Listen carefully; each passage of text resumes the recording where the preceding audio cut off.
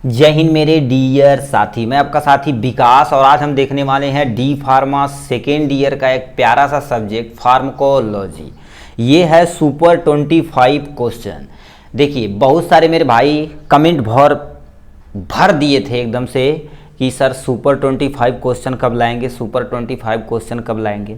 देखिए लाने के लिए नहीं, देखिए इसमें बहुत कम से कम 4 से 5 साल के पेपर को हमें कलेक्ट करना पड़ता है और उसमें से जो क्वेश्चन हर एक साल कॉमन रहता उसी को हम सुपर 25 क्वेश्चन में इंक्लूड करते हैं। फिर लिखना उन्हें ठीक टाइम लगता है। बहुत सारे मेरे भाई फर्स्ट ईयर में इसी के सहारे क्या कर दिए थे, पूरा बीट कर गए थे आराम से।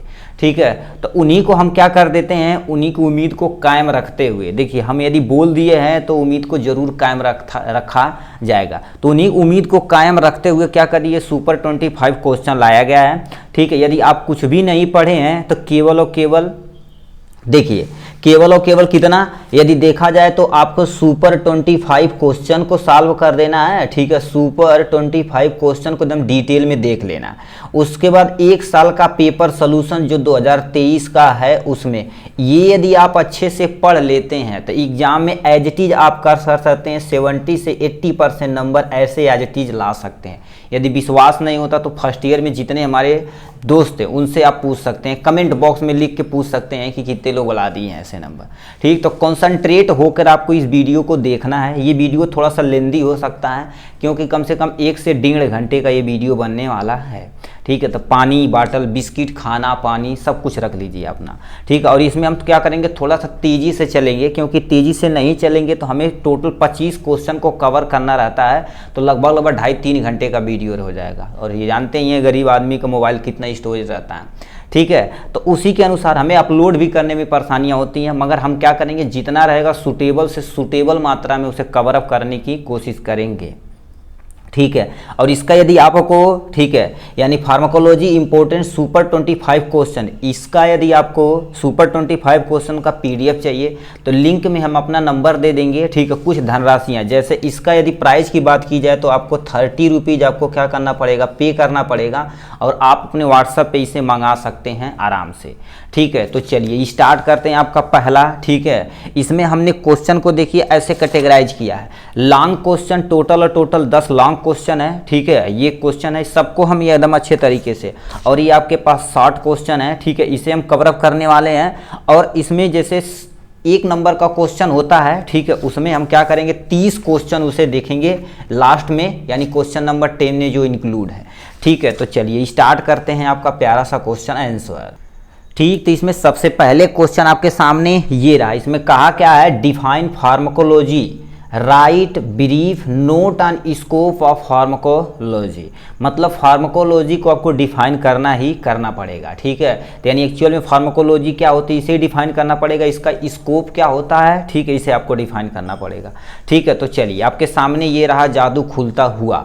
ठीक है, तो फार्माकोलॉजी क्या होता है, इंट्रोडक्शन समझते हैं। देखिए यदि वर्ड को तोड़ के आपको पढ़ेंगे तो बहुत ईजी रहेगा। फार्माको मतलब ड्रग्स होती है, लॉगी मतलब स्टडी होती है। तो लिखा pharmacology can be define as a study of interaction between drugs and biological system. मतलब हमारे शरीर के अंदर कोई ड्रग्स गई, वो कैसे इंटरेक्ट कर रही है, उसका कैसा एक्शन परफॉर्मेंस कर रहा है, उसी की स्टडी को हम क्या बोलते हैं, फार्माकोलॉजी बोलते हैं।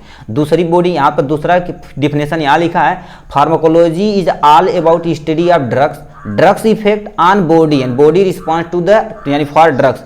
मतलब कोई ड्रग्स है या कोई ड्रग्स का इफेक्ट हमारे शरीर पे कैसे पड़ता है, उसी को हम क्या बोलते हैं, फार्माकोलॉजी बोलते हैं। अब हिंदी में यही लिखा है, फार्माकोलॉजी वह विज्ञान है जो दवाइयों के समझने, समय समय पर समर्थन, साइड इफेक्ट, खास करके मानव शरीर में कैसे काम करता है, कैसे उन्हें प्रयोग करना चाहिए, उसी को क्या बोलते हैं, फार्माकोलॉजी बोलते हैं। ठीक, अब देखिए फार्माकोलॉजी डिराइव फ्रॉम 2 वर्ड, फार्माकोन मतलब ड्रग्स या मेडिसिन होता है, लॉगी मतलब स्टडी होता है, यानी ड्रग्स की स्टडी को हम क्या करते हैं किसी ह्यूमन बॉडी के ऊपर, उसी को हम क्या बोलते हैं, फार्माकोलॉजी बोलते हैं। अब 2 वर्ड आया, एक ड्रग्स और एक मेडिसिन आया। ठीक है। तो ड्रग्स और मेडिसिन में क्या अंतर है? ए substance which act on a body and use for diagnosis, जैसे एक्सरे में डायग्नोसिस करने के लिए करते हैं, प्रिवेंट करने, वैक्सीन में, ट्रीटमेंट करने के लिए, यानी किसके अंतर्गत आता है? ड्रग्स के अंतर्गत आता है। ठीक। और मेडिसिन क्या होती है? ट्रीटमेंट ऑफ डिजीज, क्योर, यानी किसी डिजीज को क्योर करने के लिए यूज किया जाता है, उसे हम यानी मेडिसिन बोलते हैं। Usually positive effect on body, मतलब मेडिसिन देखा जाए तो क्या होता है? पॉजिटिव इफेक्ट होता है, मगर ड्रग्स क्या होता करते हैं? वो ड्रग्स लेते हैं भाई, तो निगेटिव इफेक्ट भी दिखा सकता है। ठीक है। तो ये हो गया। अब हम क्या कर देते हैं और नेक्स्ट पे चलते हैं, स्कोप वाले। कुछ यहाँ से लिखा है ब्रांच ऑफ, ठीक, ब्रांच ऑफ फार्माकोलॉजी, कुछ ब्रांचेज हैं इसके। ठीक है। जैसे सबसे पहले फार्माकोकाइनेटिक, मतलब हमारे शरीर के अंदर कोई ड्रग्स गई तो कैसे मूव करेगी। ठीक है। मूवमेंट ऑफ, जैसे मूव करेगी ना, ऐसे मान लेते हैं हम मुंह में लिए, यानी ओरली ड्रग्स को लिए, वो कहाँ पर मूव करके जाएगा? स्टमक में वो डिजॉल्व होगा, उसके बाद हमारी ब्लड स्ट्रीम में जाएगा, ब्लड में एब्जॉर्ब होगा, फिर टारगेट आर्गन तक पहुंचेगा। तो मूवमेंट कर रहा है कि नहीं? ऐसे ऐसे मूव कर रहा, तो उसी को क्या बोलते हैं? फार्माकोकाइनेटिक्स बोलते हैं। लिखा क्या हो गया? वाट, ठीक है, what the body does to the drugs movement of the drugs an alter, यानी alteration of the drugs by the body. ठीक। फिर क्या लिखा है? In this study of action of drugs target, यानी आर्गन और एक्शन की तरफ। जैसे मान लेते हैं आप ड्रग्स खा लिए, जब तक टारगेट आर्गन तक जाएगा नहीं तब तक वो मूव करता रहेगा। इसमें सबसे पहले क्या क्या होती है? जैसे आप शरीर में कोई दवा खाएं, ठीक है, दवा खाएं, वो एब्जॉर्ब हो गया, एब्जॉर्ब होने के बाद ब्लड में चला गया, ब्लड पूरी शरीर में क्या कर देगा? उसे डिस्ट्रीब्यूट करा देगा, उसके बाद उसे स्टोरेज किया जाएगा, उसके बाद यानी हमारे लीवर के द्वारा उसे मेटाबोलाइज किया जाएगा। अब ये सब होने के बाद टारगेट आर्गन पर जाके उसे पूरे अच्छे तरीके से किल कर दिया जाएगा। किल करने के बाद जो भी इससे वेस्टेज निकलेगा उसे क्या करते हैं? एक्सक्रीशन के थ्रू बाहर निकाल देते हैं।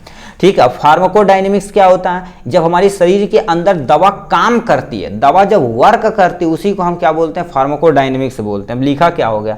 What the drugs does to the body, मतलब उसे हम क्या बोलते हैं? फार्माकोडायनेमिक्स। और इस पे सेम टू सेम भाई एमसीक्यू पूछा गया है एक क्वेश्चन। ठीक है। फिर क्या लिखा है? It include effect of the drugs and there mechanism of action और ऑर्गन सिस्टम। ये क्या कर देता है? जैसे अब दवा हमारे शरीर में डिस्ट्रीब्यूट हो गई, यानी फार्माकोकाइनेटिक के थ्रू। अब ये यानी ये डायनेमिक्स जो है, ये क्या करेगा? वहां पर टारगेट आर्गन पर जाएगा, उस एक्शन को परफॉर्म करेगा, उसकी मैकेनिज्म को वर्क करेगा, उसे टारगेट आर्गन पर जो भी डिजीज है या एंटीबैक्टीरियल दवा खाएं वो किल कर देगा इसमें। ठीक है। ये हो गया इनके बारे में। ठीक है। अब यहाँ से हम क्या कर देते हैं? स्कोप देख लेते हैं। ठीक है। स्कोप ऑफ, ठीक है, स्कोप ऑफ फार्माकोलॉजी जो हमसे पूछा हुआ था। तो यानी लिखिए पहले फार्माकोलॉजी के बारे में थोड़ा सा स्टडी कर लेते हैं। तो लिखा फादर ऑफ फार्माकोलॉजी किसे बोलते हैं? ओस्टवाल्ड। ठीक है। यानी क्या होता है? सैचमीडरबर्ग। ठीक है। सैचमीडरबर्ग किया जाता है। इंडियन, ठीक, इंडियन फार्माकोलॉजी कौन है? मतलब अपने इंडिया के रहने वाले हैं, कोलिन। ठीक है। कोलिन रामनाथ चोपड़ा जी हैं। ठीक है। अब देखिए कितने एरिया, मतलब यदि फार्माकोलॉजी पढ़ लेते हैं तो कितने एरिया में वर्क कर सकते हैं, आपके सामने ये रहा।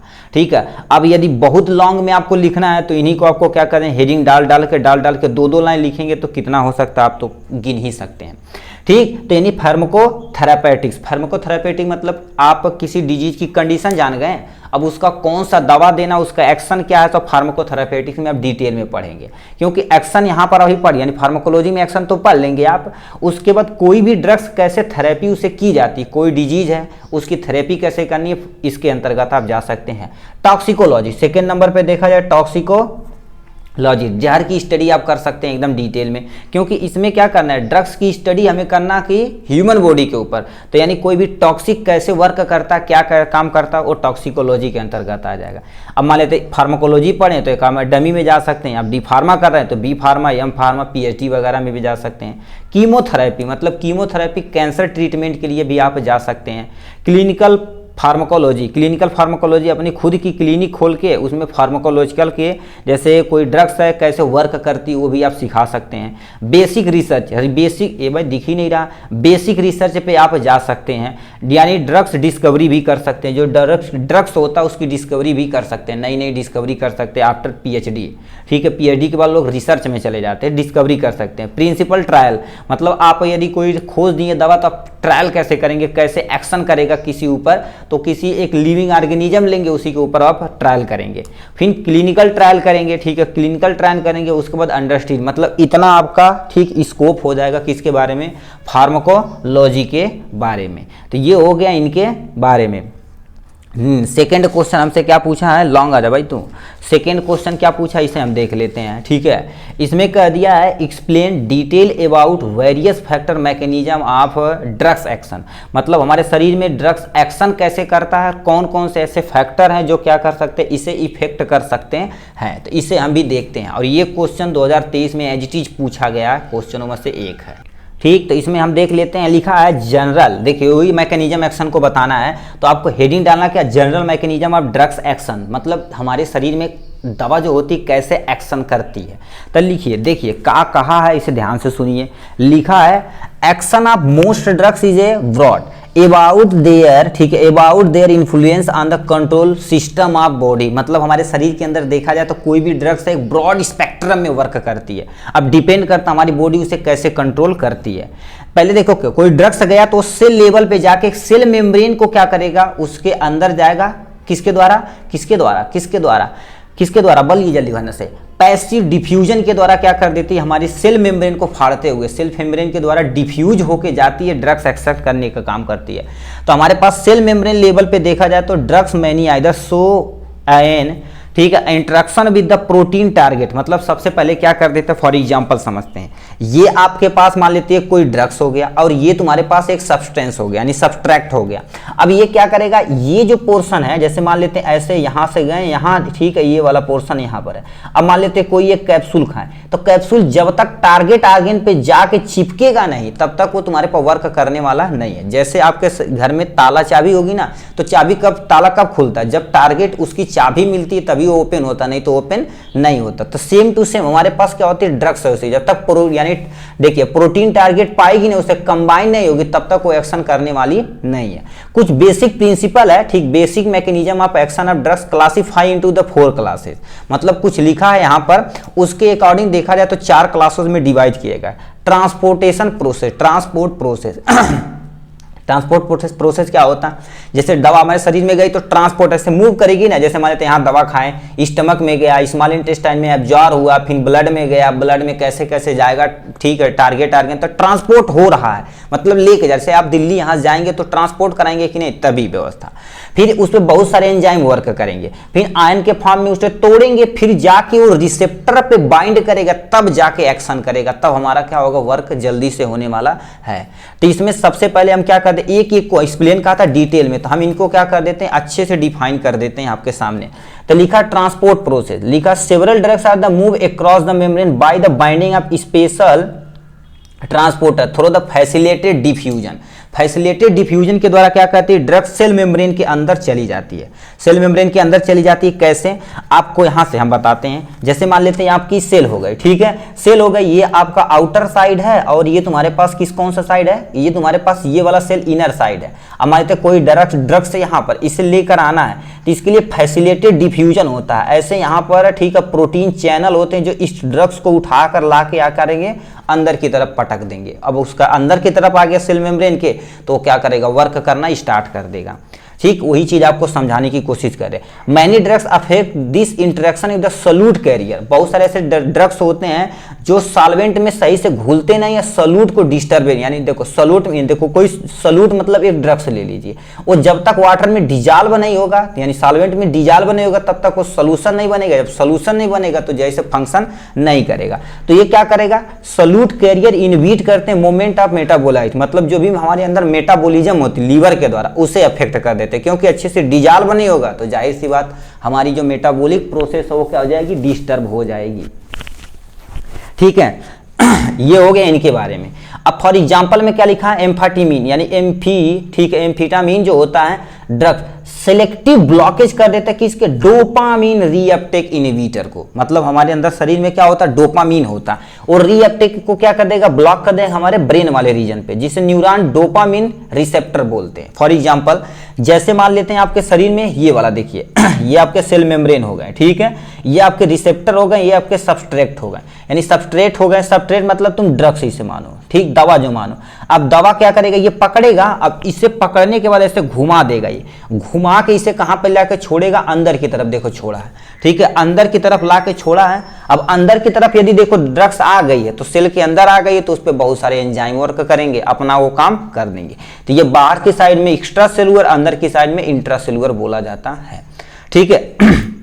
ये तो ट्रांसपोर्ट व्यवस्था थी। एंजाइम कैसे वर्क करते हैं यहाँ पर आपको बता देते हैं।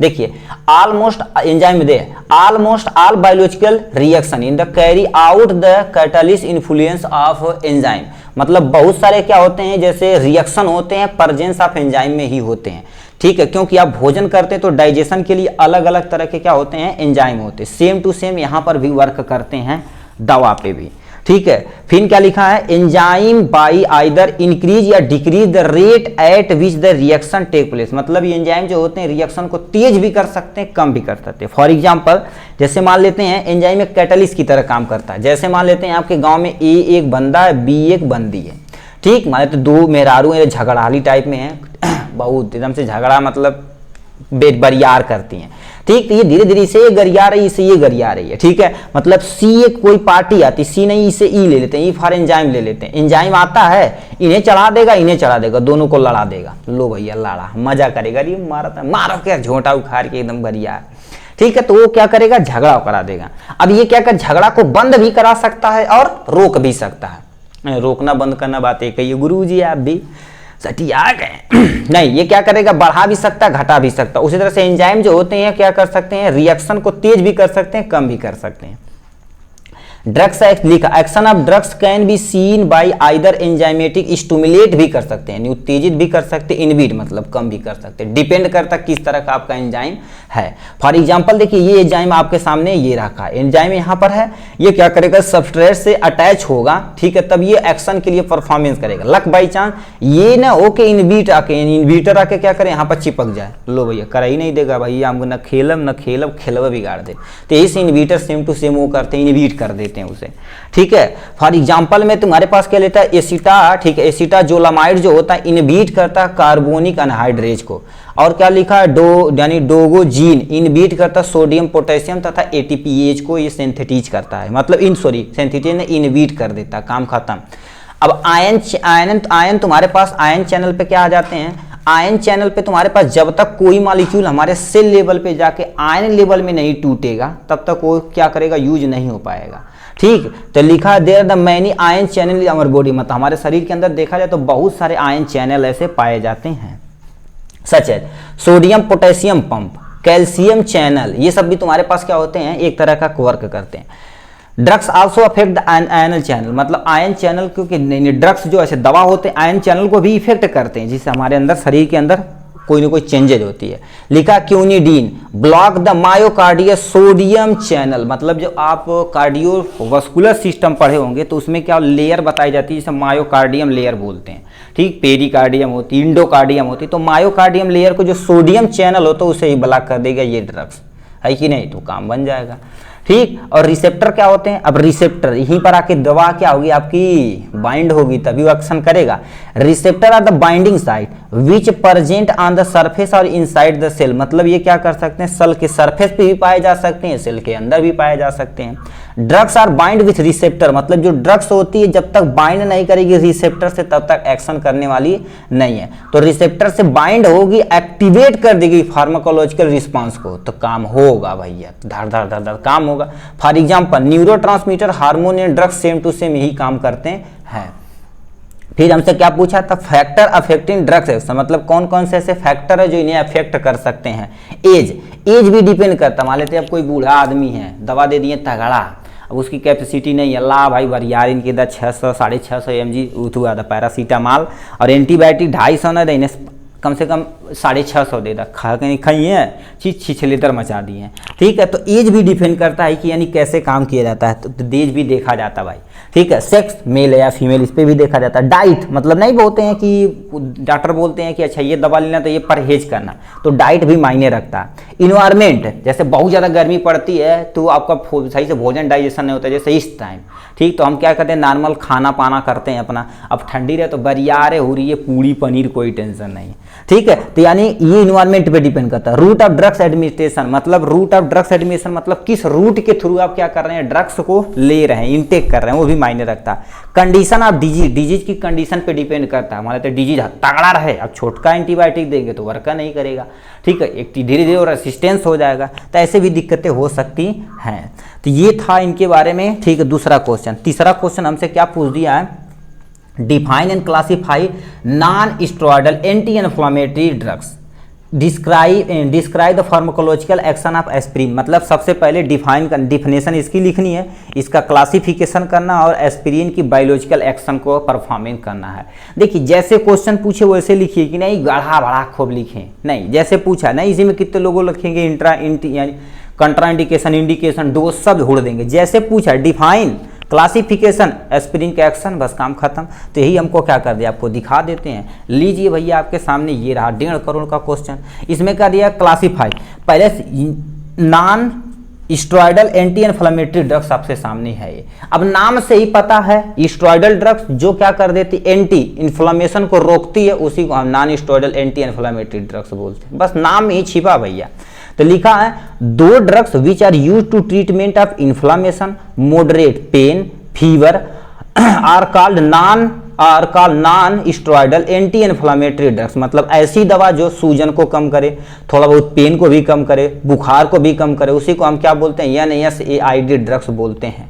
अब इन्फ्लेमेशन क्या होता है, जब सूजन हो जाता, कहीं इंजरी होती तब सूजन हो सकता है ठीक है, इंजरी हुई, कहीं मान लेते मार कर लिए, बरियारे पिटा गए, तो बाद सूजन है, मत दी तो कैसन फूला, अरे बड़ी मार मारना कुल यार गई लारी मुकाम पे, ठीक है तो ये हो सकता है, इसलिए दूसरे का अड्डा अपने जाना चाहिए भाई, ठीक है। तो inflammation of condition is the part of body become to swollen, painful और रिएक्शन ऑफ इंजरी, ये दिखाता है, ठीक। अब क्लासिफिकेशन आपके सामने ये रहा, आप यहाँ से स्क्रीनशॉट इसे ले सकते हैं, ठीक। तो यहाँ पर सबसे पहले क्लासिफिकेशन किया गया नॉन सिलेक्टिव कोक्स इनहिबिटर, ठीक है, नॉन सिलेक्टिव कोक्स यानी कोक्स इनहिबिटर, ये तुम्हारे पास क्या हो जाता है, यहाँ पर भी नॉन सिलेक्टिव होना चाहिए, चलो ठीक है। यहाँ से प्रीफेरेनाटियल कोक्स 2 इनहिबिटर होता, सिलेक्टिव कोक्स 2 इनहिबिटर होता, analgesic antipyretic with poor anti inflammatory action. अब इन्हीं का क्या कर देना, ये 4 में डिवीजन किया गया, मतलब एक में तुम्हें ये कैटेगराइज किया गया है,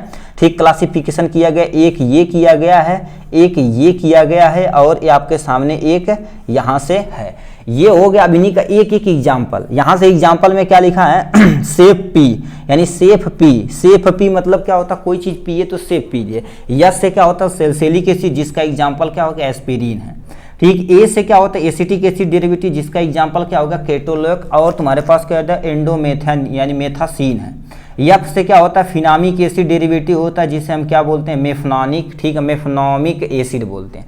इनोलिक डेरिवेटिव तुम्हारे पास क्या आ जाता है, पेरोक्सिकैम हो जाता है, इसका एग्जाम्पल ये है इसमें क्या आ जाता है, पी से तुम्हारे पास क्या आ जाएगा, प्रोपियोनिक एसिड डेरिवेटिव, जिसमें क्या होता है, आइबुप्रोफेन होता है, और क्या होता है, नेप्रोजेन होता है, ये इसके एग्जाम्पल हो जाएंगे, ठीक। और क्या लिखे, इसमें तुम्हारे पास नाम NAME, यन से क्या हो जाएगा, ठीक है, इसे एक्चुअल में देखिए, यन पहले इसे पढ़िएगा, NA फिर यम कर दीजिएगा, ई कर दीजिएगा, अरेंज कर दिए, पहले इसे NAME चौथा यहाँ पर कर दिए। यन से तुम्हारे पास क्या हो जाएगा, नीमुसलाइड हो जाएगा, जो नीमुसलाइड पैरासीटामोल सूमो में पाया जाता है, ठीक है। ए से एसाइक्लोफेनेक हो जाएगा, यम से तुम्हारे पास क्या हो जाएगा, मेलोक्सिकैम हो जाएगा, ई से तुम्हारे पास क्या हो जाएगा, एटोडॉल हो जाएगा, ठीक। सिलेक्टिव कोक्स 2 इनहिबिटर मतलब यानी कोक्स मतलब लास्ट में आपको कोक्स बी लगा देना, ये याद रखना। देखो जैसे तुम्हारे पास क्या होगा, celecoxib, rofecoxib, well यानी क्या होता है, वेल्डे कोक्स बी, बस खत्म,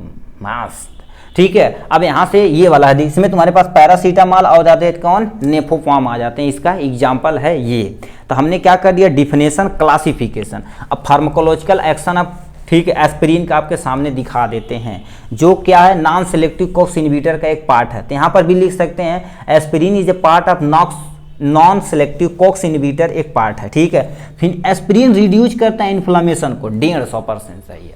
ये क्या कर देता है, इन्फ्लेमेशन को कम करता है, इसलिए इस ड्रग को एंटी इन्फ्लेमेशन ड्रग्स भी बोला जाता है। और क्या करता था, पेन रिड्यूज, मतलब एक तरह का एनाल्जेसिक होता है जो रिड्यूज करता पेन को क्या कर देता, रिड्यूज कम करता है। Aspirin inhibit the cyclooxygenase activation to lead to formation of the prostaglandin that causes the inflammation, swelling, pain and fever. मतलब क्या होता, प्रोस्टाग्लैंडिन को ही फॉर्मेशन को क्या कर देगा, ये रोक देगा, जो क्या कहते हैं पेन और फीवर के लिए रिस्पॉन्सिबल होते हैं। तो ये था क्वेश्चन इनके बारे में, ठीक। 4th नंबर क्वेश्चन पे चल। 5वां नंबर हमसे क्वेश्चन पूछ दिया, डिफाइन हिमेटेनिक्स एजेंट, यानी हिमेटेनिक्स एजेंट को डिफाइन करना है। Right pharmacological classification of anticoagulant इसी को क्या कर देना, डिफाइन करना है, ठीक। ये भी 2023 में क्वेश्चन पूछा गया था भाई, ऐसे ही छांट के लाया आपका भाई, कोई टेंशन की बात नहीं है, ठीक है। तो आपको ऐसे हेडिंग डालना, क्वेश्चन आप प्लीज एग्जाम में मत लिखिएगा। यानी हेमेटेनिक्स क्या होता, हेमेटेनिक्स क्या होता, कभी कभी आपको खून की कमी हो जाती है, कहते हैं इन्हें साग बरियारे खिलाओ, है कि नहीं। और बहुत सारे दवा आती है, जैसे आयरन की गोली खिला दीजिए, फोलिक एसिड खिला दीजिए, विटामिन B12 खिला दीजिए, जो हमारे खून को मेंटेन करता, बस उसी को हिमेटेनिक एजेंट बोलते, बस काम खत्म।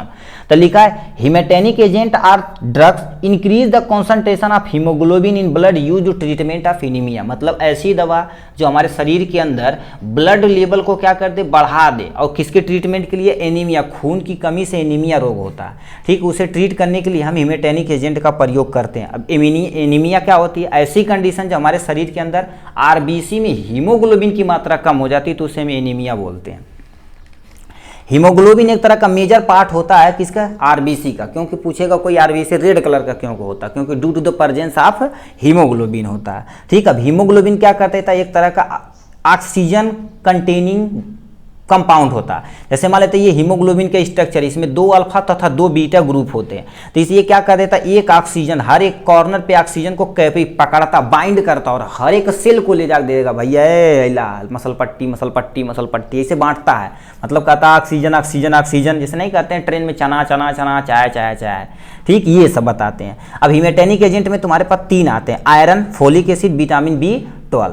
तो ये हो गया हिमेटेनिक्स के इंट्रोडक्शन के बारे में। हमें मेन बताना था एंटीकोगुलेंट। एंटीकोगुलेंट क्या होती है, ऐसी दवा जो कोगुलेशन को, मतलब खून को थक्का बनाने में रोकते हैं, उसी को एंटीकोगुलेंट ड्रग्स बोलते हैं, बस काम खत्म। लिखा क्या होगा, those substance which are used to decrease the coagulation of blood is known as anticoagulant. मतलब ऐसी दवा जो हमारे खून को थक्का बनाने से रोकती है, उन्हें एंटीकोगुलेंट बोला जाता है। फिर क्या लिखा, they do not dissolve clot, ये क्लोट को डिजॉल्व नहीं करते हैं, जो भी बन चुका उसे रोकते नहीं है, मगर ये जो न्यू क्लॉट होता है, मतलब जो नया ब्लड क्लॉटिंग का बनता है, उसे रोकने का काम करता है, इनहिबिट करने का काम करता है, तो इसी को एंटीकोगुलेंट बोलते हैं।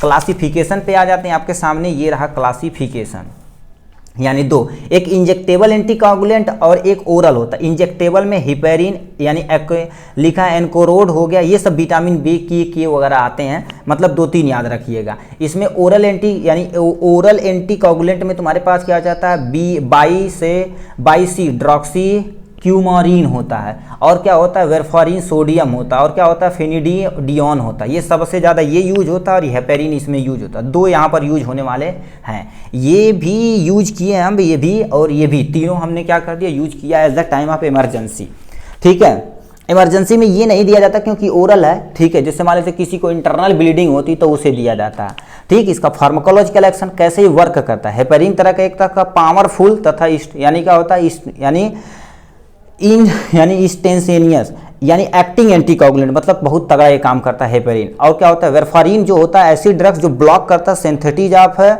ठीक, क्लॉटिंग फैक्टर, मतलब हमारे जो लीवर के अंदर विटामिन K बन रहा है उसे क्या करेगा, इनहिबिट कर देगा, क्योंकि ब्लॉकेज कर देगा लीवर के अंदर, वहीं पर हो जाएगा ब्लड क्लॉट, आदमी की डेथ हो सकती है भैया, ठीक। ये हो जाएगा। अब यहीं से समझ लेते हैं इंडिकेशन, कंट्रा इंडिकेशन समझ लेते हैं। इंडिकेशन में यूज इन अनस्टेबल एंजाइना, मतलब एंजाइना जो अनस्टेबल उसे ट्रीट करने के लिए हम क्या कर देते हैं, एंटीकोगुलेंट का प्रयोग करते हैं, ठीक। कोगुलेशन ऑफ हार्ट फेलियर, मतलब किसी पर्सन का हार्ट फेल हो गया तो उसे कम करने के लिए हम क्या कर देते हैं, एंटीकोगुलेंट ड्रग्स का प्रयोग करते हैं। हार्ट सर्जरी होती है उसके दौरान भी किया जाता है। किसे आप नहीं दे सकते, मान लेते रिसेंटली ट्रामा, मतलब को तुरंत लड़ भीड़ के आया तो उसे नहीं दे सकते। लड़ भीड़ क्योंकि एंटीकोगुलेंट देंगे, मान लेते ब्रेन में कहीं क्लॉटिंग हो जाए तो दिक्कत हो सकती है। रिसेंट एबॉर्शन मतलब कोई भी यानी कोई फीमेल पार्टनर है, ठीक है, फीमेल पार्टनर है, वो क्या कर देती है, अभी बेबी को क्या कर दी, एबॉर्ट की मतलब बर्थ की है, मतलब जन्मी है, मतलब बिना टाइम के पहले एबॉर्शन, तब भी आप नहीं दे सकते। हाइपरटेंशन में नहीं दे सकते, सीवियर डायबिटीज तब भी आप नहीं दे सकते हैं, ये निषेध है इसमें, ठीक है। तो ये हो गया इनके बारे में, ठीक है। नेक्स्ट पे चलते हैं।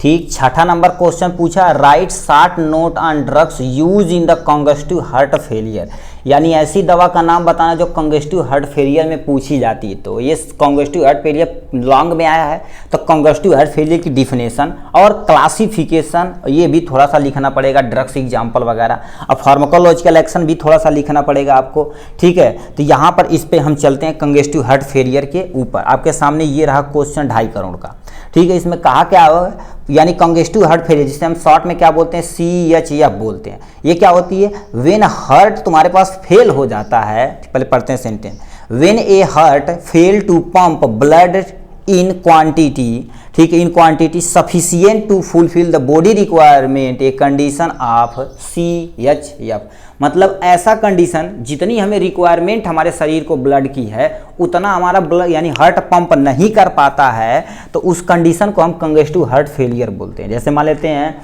आपको चाहिए 200 रुपया, कोई देगा 100 रुपया, मर दे 100 रुपया देता था, हमके 200 जरूरत या रिचार्ज कराया हुआ है ओकर मोबाइली में, ठीक है, उसके मोबाइली में, नहीं तो हो जाएगी ब्रेकअप, दिक्कत हो जाएगी, फिर भोकर भोकर के बागी में जाकर रोई हैं तो दिक्कत हो सकती है। तो वही सेम टू सेम हमारे हार्ट के अंदर होता है, जितनी जरूरत है उतना कर नहीं पाएगा तो कंगस्टिव हार्ट फेलियर हो जाता है।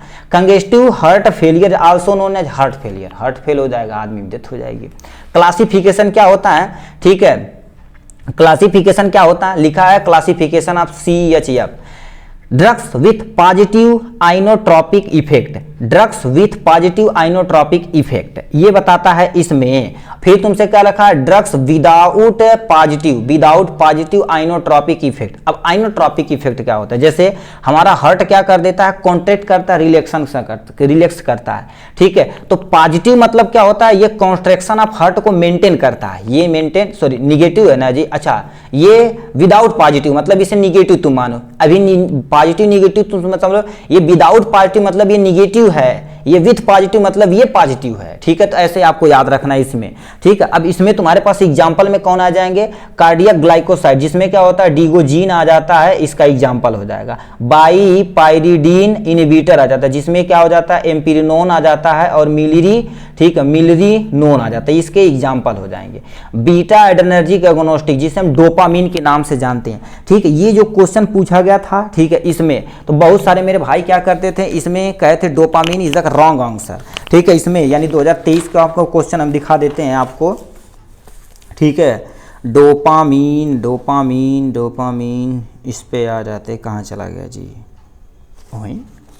नो बेबी कहाँ चला गया, 18 नंबर क्वेश्चन आ जा, 6, 17, 18, हाँ यहाँ पर आ जाते हैं। देखिए तुमसे कह दिया है, ठीक है, यहाँ पर देखिए कार्डियोग्लाइकोसाइड देखा है, यहाँ पर तुमसे क्वेश्चन तुमसे पूछ दिया है, कहाँ ये भाई कहाँ गया, ठीक, यहाँ से drugs choice the treatment of the cardiogenic shock, cardiogenic shock में कौन सी दवा का प्रयोग किया जाता है।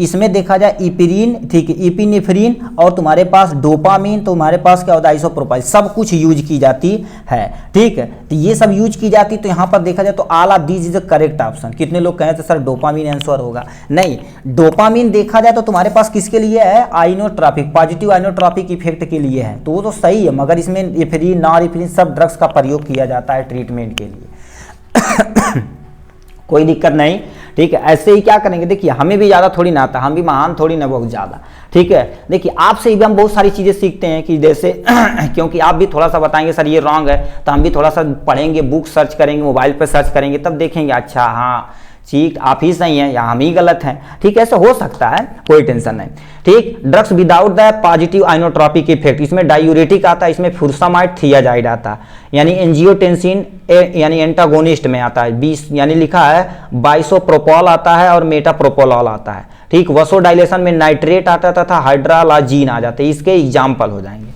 अब ये फार्माकोलॉजिकल एक्शन कैसे ये वर्क करता है हमारे शरीर के ऊपर, यहाँ से अब थोड़ा तेजी से देखिए। कार्डियोग्लाइकोसाइड देखा जाए तो एक तरह का digitalis, also known as digitalis. अब फार्माकोलॉजी फर्स्ट ईयर में पढ़े होंगे डिजिटैलिस के बारे में।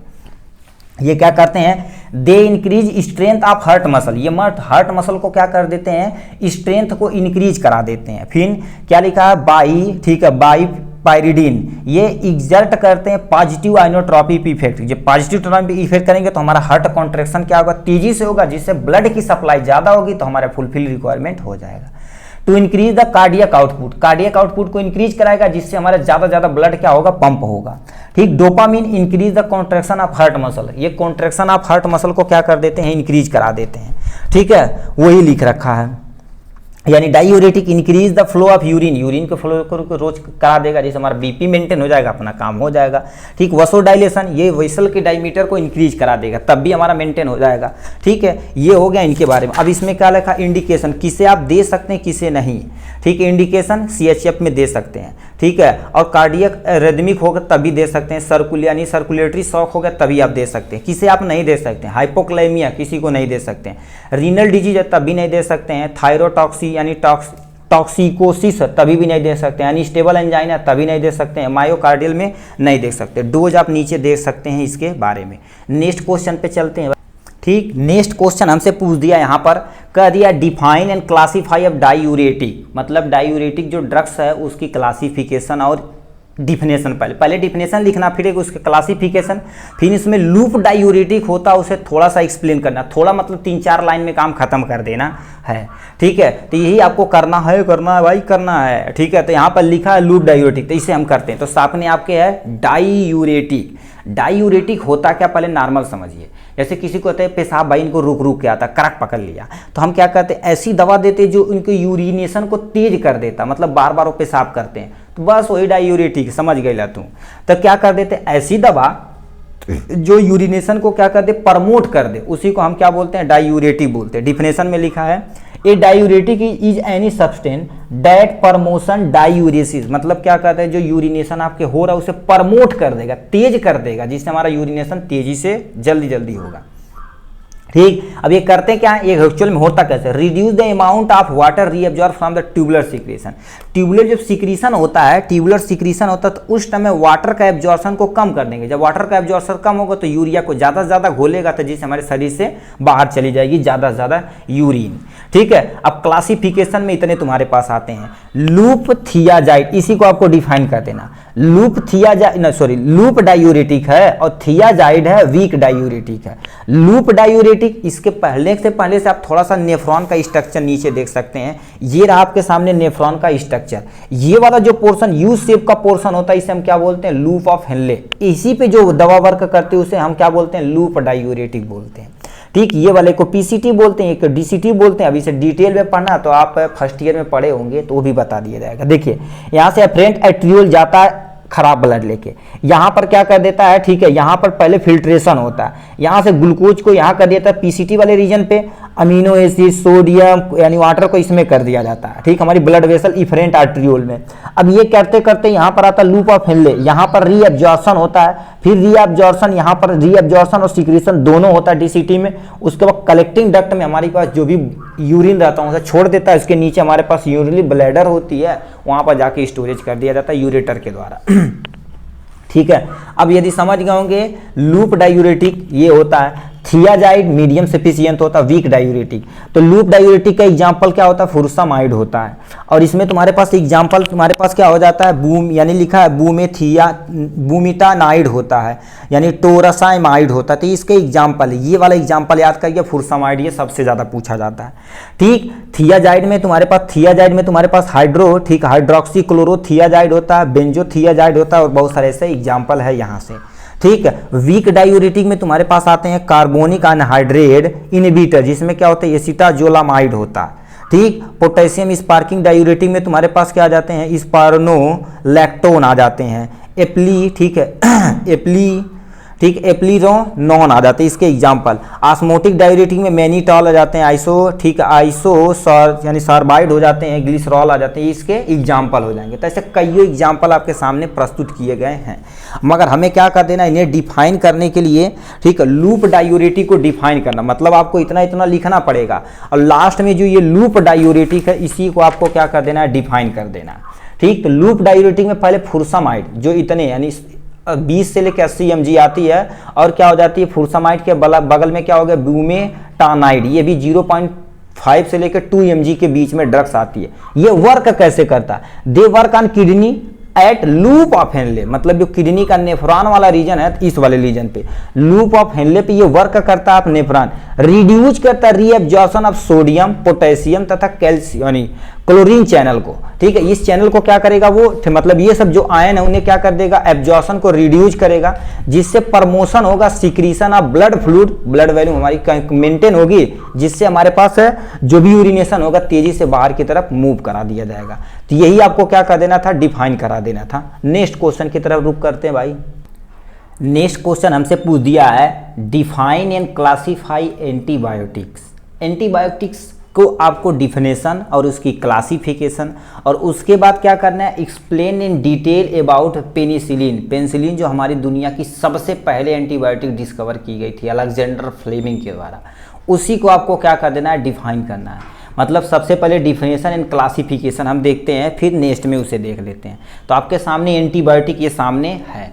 ठीक है, एंटी मतलब क्या होती है, अगेंस्ट, अब बायोटिक मतलब जीवन, मतलब किसी, ठीक है, जीवन को ये अपोज करता है, वो भी किसी बैक्टीरिया को किल करेगा। बेटा मारा तटा बड़ी बरियारे मार जेब तू, लाठी लाठी पीट के बरियारे सिरा कर दिए।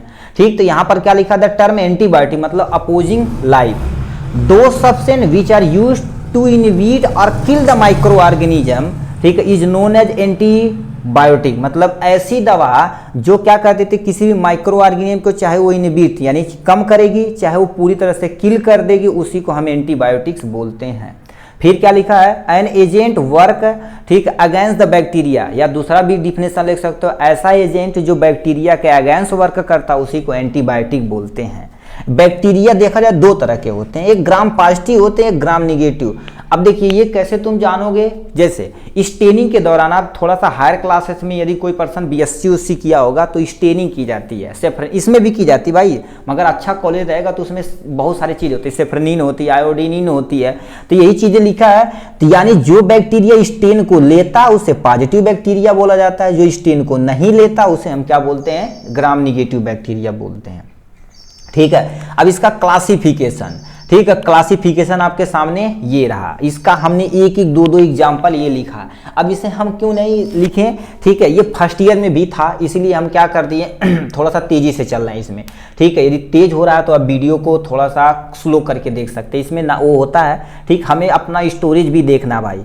ठीक है, यदि 15-17 GB से ज़्यादा हुआ तभी दिक्कत हो सकती है, यानी इनक्रप्टेड हो जाएगा। ये जो वीडियो था, अब पहला जो हम पेपर सोल्यूशन बढ़ाए थे, आप सोचो 1 घंटा 48 मिनट 2B ऐसे कंटिन्यू बोले थे, उसके बाद जब पॉज किए तो तुरंत क्या हो गया, हमारा वीडियो इनक्रप्टेड हो गया। मतलब जो 1 घंटा 40 मिनट हम बोले थे वो सब गया, हो गया खत्म।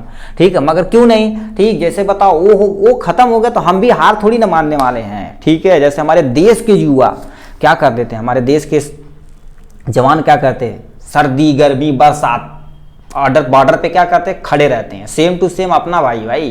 ठीक है, कमांडो की तरह अपना वर्क करते रहेंगे। ठीक, अपना काम ईमानदारी से करते रहिए, अपना काम ईमानदारी से करते, अगल बगल क्या हो रहा है ये मायने नहीं रखता भाई। ठीक है, तो यहाँ पर यानी क्लासिफिकेशन में सबसे पहले सल्फोनामाइड, सल्फोनामाइड में एग्जाम्पल क्या होगा, सल्फोन आ जाता है इसका एग्जाम्पल, यानी पे क्यूनोलोन आ जाता है, जिसे हम क्या भी एग्जाम्पल में सिप्रो यानी है ये वाला सिप्रोफ्लॉक्सासिन जो सबसे ज़्यादा यूज किया जाता है ये। और क्या लिखा है, नैलिडीजी यानी नैलिडीजैक एसिड बोला जाता है। बीटा लैक्टम में पेनिसिलिन आता है, और क्या हो जाता है, सेफ्लोस्पोरिन आ जाता है। अमीनो, ठीक है, अमीनो ग्लाइकोसाइड में तुम्हारे पास स्ट्रेप्टोमाइसिन आ जाता है, जेंटामाइसिन आ जाता है। ये सब तगड़ी एंटीबायोटिक है भाई। टेट्रासाइक्लिन में क्या हो जाता है, ऑक्सी टेट्रामाइसिन आ जाता है, डॉक्सी टेट्रा यानी टेट्रासाइक्लिन आ जाता है। नाइट्रोबेंजीन में देखा जाता है, नाइट्रोबेंजीन डेरिवेटिव में तुम्हारे पास आ जाते हैं क्लोरो, ठीक है, क्लोरोमेफेनॉन या मेफनिकॉल आ जाते हैं, ठीक है। मैक्रोलाइड में तुम्हारे पास क्या आ जाते हैं, एजिथ्रोमाइसिन और इरिथ्रोमाइसिन आ जाते हैं आपके एग्जाम्पल में। पॉलीपेप्टाइड में क्या आ जाते हैं, यानी पोलीमाइक्जीन बी आ जाते हैं, ये इसके एग्जाम्पल हो जाएंगे। तो क्लासिफिकेशन आपके सामने हमने क्या कर दिया, इसे रीड कर दिया, ठीक है। आप यदि नोट लेंगे तो उसमें ये सब आप एक बार दो बार पढ़ेंगे ना तो याद हो जाएगा। यदि आप नोट कर रहे हैं तो अति उत्तम, उत्तम नहीं उसे अति उत्तम बोला जाएगा, क्योंकि अपने हाथ से लिख रहे हैं तो बहुत सारी चीजें आपको जल्दी नोट हो जाएगी, मतलब याद हो जाएगी। और यदि टाइम कम है तो आप लिखे प्रिंट आउट निकाल के भी कितने लोग पढ़ सकते हैं इसे, ठीक है। तो ये हो गया इनके बारे में। अब हमसे इसी पे क्या क्वेश्चन पूछा था, देखिए, डिफाइन और क्लासिफाई एंटीबायोटिक। अब पेनिसिलिन के बारे में हमें थोड़ा सा क्या कर देना, इन्हें दिखा देना। तो पेनिसिलिन को हम देख लेते हैं, ठीक है। तो आपके सामने पेनिसिलिन है, ठीक है। इसका क्लासिफिकेशन मत लिखिएगा, पेनिसिलिन लिखिएगा, इंडिकेशन, कंट्रा इंडिकेशन और डोज कैसी दी जाती है, बस इतना लिखिए, क्योंकि आप ऑलरेडी एक क्लासिफिकेशन आप लिख चुके हैं, ठीक है। देखिए, क्लासिफिकेशन से जितना बचिए उतना ही बचते रहिए, क्योंकि क्लासिफिकेशन थोड़ा कंफ्यूजन है। यदि बहुत थोड़ा इंटेलिजेंट लड़का रहेगा तो पढ़ पाएगा यानी लिख पाएगा एग्जाम में, ठीक है। मगर जब नहीं दिया तो नहीं लिखिए, ठीक, छोटा तो उसे याद कर लीजिए कोई ना कोई, ठीक है। तो यही लिखा तुम्हारे पास, penicillin first antibiotic which the clinical use in 1941। अब तुम सोचो, जब एंटीबायोटिक न हुआ करती थी तो कब हुआ था, अब सोच सकते हैं, ठीक है। अब ये penicillin discover by Alexander Fleming, इनको हमारा हाथ जोड़ के नमस्कार है भाई। अब तुम सोच सकते हो, ठीक है, एक हमारे भगवान की तरह ये सब हैं, ठीक है, भगवान की तरह हैं, जो क्या कर देते हैं, हमारे लिए क्या कर दिए हैं, ये सब ऐसी ऐसी एंटीबायोटिक खोज के ला दिए हैं। अब बताओ, तुम सोच सकते हो एंटीबायोटिक ना होती तो कैसी दुनिया होती। फर्स्ट वर्ल्ड वार जब हुआ तब तुम सोचो, किसी की अंगुली यदि कट गई है तो पूरा हाथ काट के क्या कर देते, खोलते पानी में या खोलते तेल में उसे डाल देते थे कि बैक्टीरियल इन्फेक्शन कम से कम। तो सोचो कितना दर्द हुआ होता, ठीक है। तो अलेक्जेंडर फ्लेमिंग आए, तहलका मचा दिए भाई, लो एंटीबायोटिक खोज कर दे दिए, यानी पेनिसिलिन पहली एंटीबायोटिक मानी जाती है। लिखा फर्स्ट इट वाज है, ठीक, obtain from the fungus penicillium notatum, इसे कौन, ठीक, कैपिटल में लिख दिया जी, यानी ये तुम्हारे पास है, ये हमेशा स्मॉल लेटर में ही लिखा जाता है। पेनिसिलिनियम नोटाटम एक तरह का फंगस होता है, ठीक, उसी से ये प्राप्त किया गया है penicillin. But present in the high yield, present time में म्यूटेंट इन द पेनिसिलिनियम, ठीक है, पेनिसिलिनियम कैरिसोजीनम, ये आपके क्या होगा, प्रेजेंट टाइम में इसका यूज किया जाता है, यूज करने में मतलब ये म्यूटेंट कर दिया गया और इसे लैब में आराम से ग्रो करा सकते हैं। इसी का हम बैक्टीरिया से, ठीक है, यानी पेनिसिलिन निकालते हैं, ठीक है, इसी का वर्जन है, ठीक है। अब यहाँ से हम देख लेते हैं, यानी क्लासिफिकेशन मन कर रहा तो स्क्रीनशॉट ले सकते हो, नहीं तो इंडिकेशन आप यहाँ से देख सकते हैं, इंडिकेशन, ठीक है, किसे आप दे सकते हैं, स्ट्रेप्टोकोकल इन्फेक्शन किसी को हुआ तो 7 से लेकर 10 दिन तक पेनिसिलिन चला दिए, एकदम पूरी तरह से फिट एंड हो जाएंगे भैया, ठीक है। और क्या लिखा तुम्हारे पास, निमोनिकोकल इन्फेक्शन हुआ, निमोनिया हुआ, यानी पेरिकार्डियाइटिस हुआ है, मेनिंजाइटिस हुआ, तभी आप क्या कर सकते हैं, पेनिसिलिन दे सकते हैं। मगर याद रखना मेरे भाई, पेनिसिलिन कभी तब दिया जाता है जब लास्ट स्टेज होता है तो, ठीक है, क्योंकि ये तगड़ी होती है, मोस्टली इंजेक्शन के रूप में ही दी जाती है। सिफिलिस में दे सकते हैं, डिप्थीरिया में दे सकते हैं, टिटनस में आप दे सकते हैं पेनिसिलिन। अब कंट्रा इंडिकेशन और डोजेज की बात की जाए तो ये देखा जाए तो pre history of the allergic reaction, मतलब किसी पर्सन को हिस्ट्री, यानी तुम्हारे पास है कोई, मान लेते प्री हिस्ट्री है एलर्जिक रिएक्शन का, तो उस दौरान दे सकते हैं, ठीक है। और तुम्हारे पास क्या लिखा है, जॉनसन सिंड्रोम होता, क्या होता है, स्टेवेंसन जॉनसन सिंड्रोम होता, तब दे सकते हैं।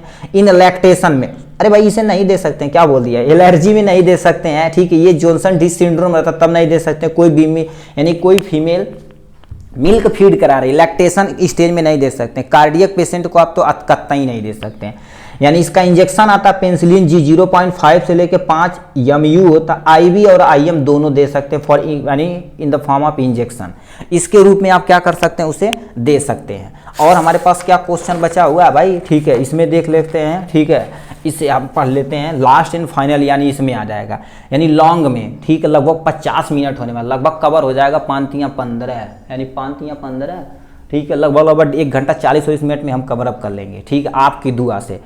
Define classification anti neoplastic agent, write the pharmacological of anti metabolites, मतलब सबसे पहले एंटी नियोप्लास्टिक एजेंट की डिफिनेशन लिखनी पड़ेगी, इसकी क्लासिफिकेशन बहुत लंबा भाई।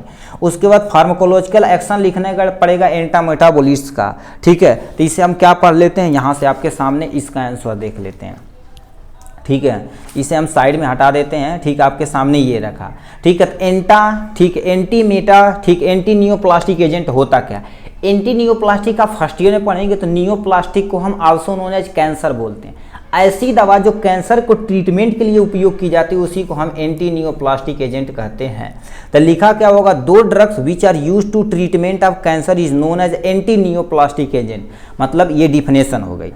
Anti neoplastic agent are also called as anti cancer drugs बोला जाता है। यानी एंटी नियोप्लास्टिक एजेंट को हम एंटी कैंसर ड्रग्स बोलते हैं, याद रखना। ठीक है, आपके इसमें जितना भी है सबका हम क्या करेंगे, एक वीडियो बनाएंगे। किसका?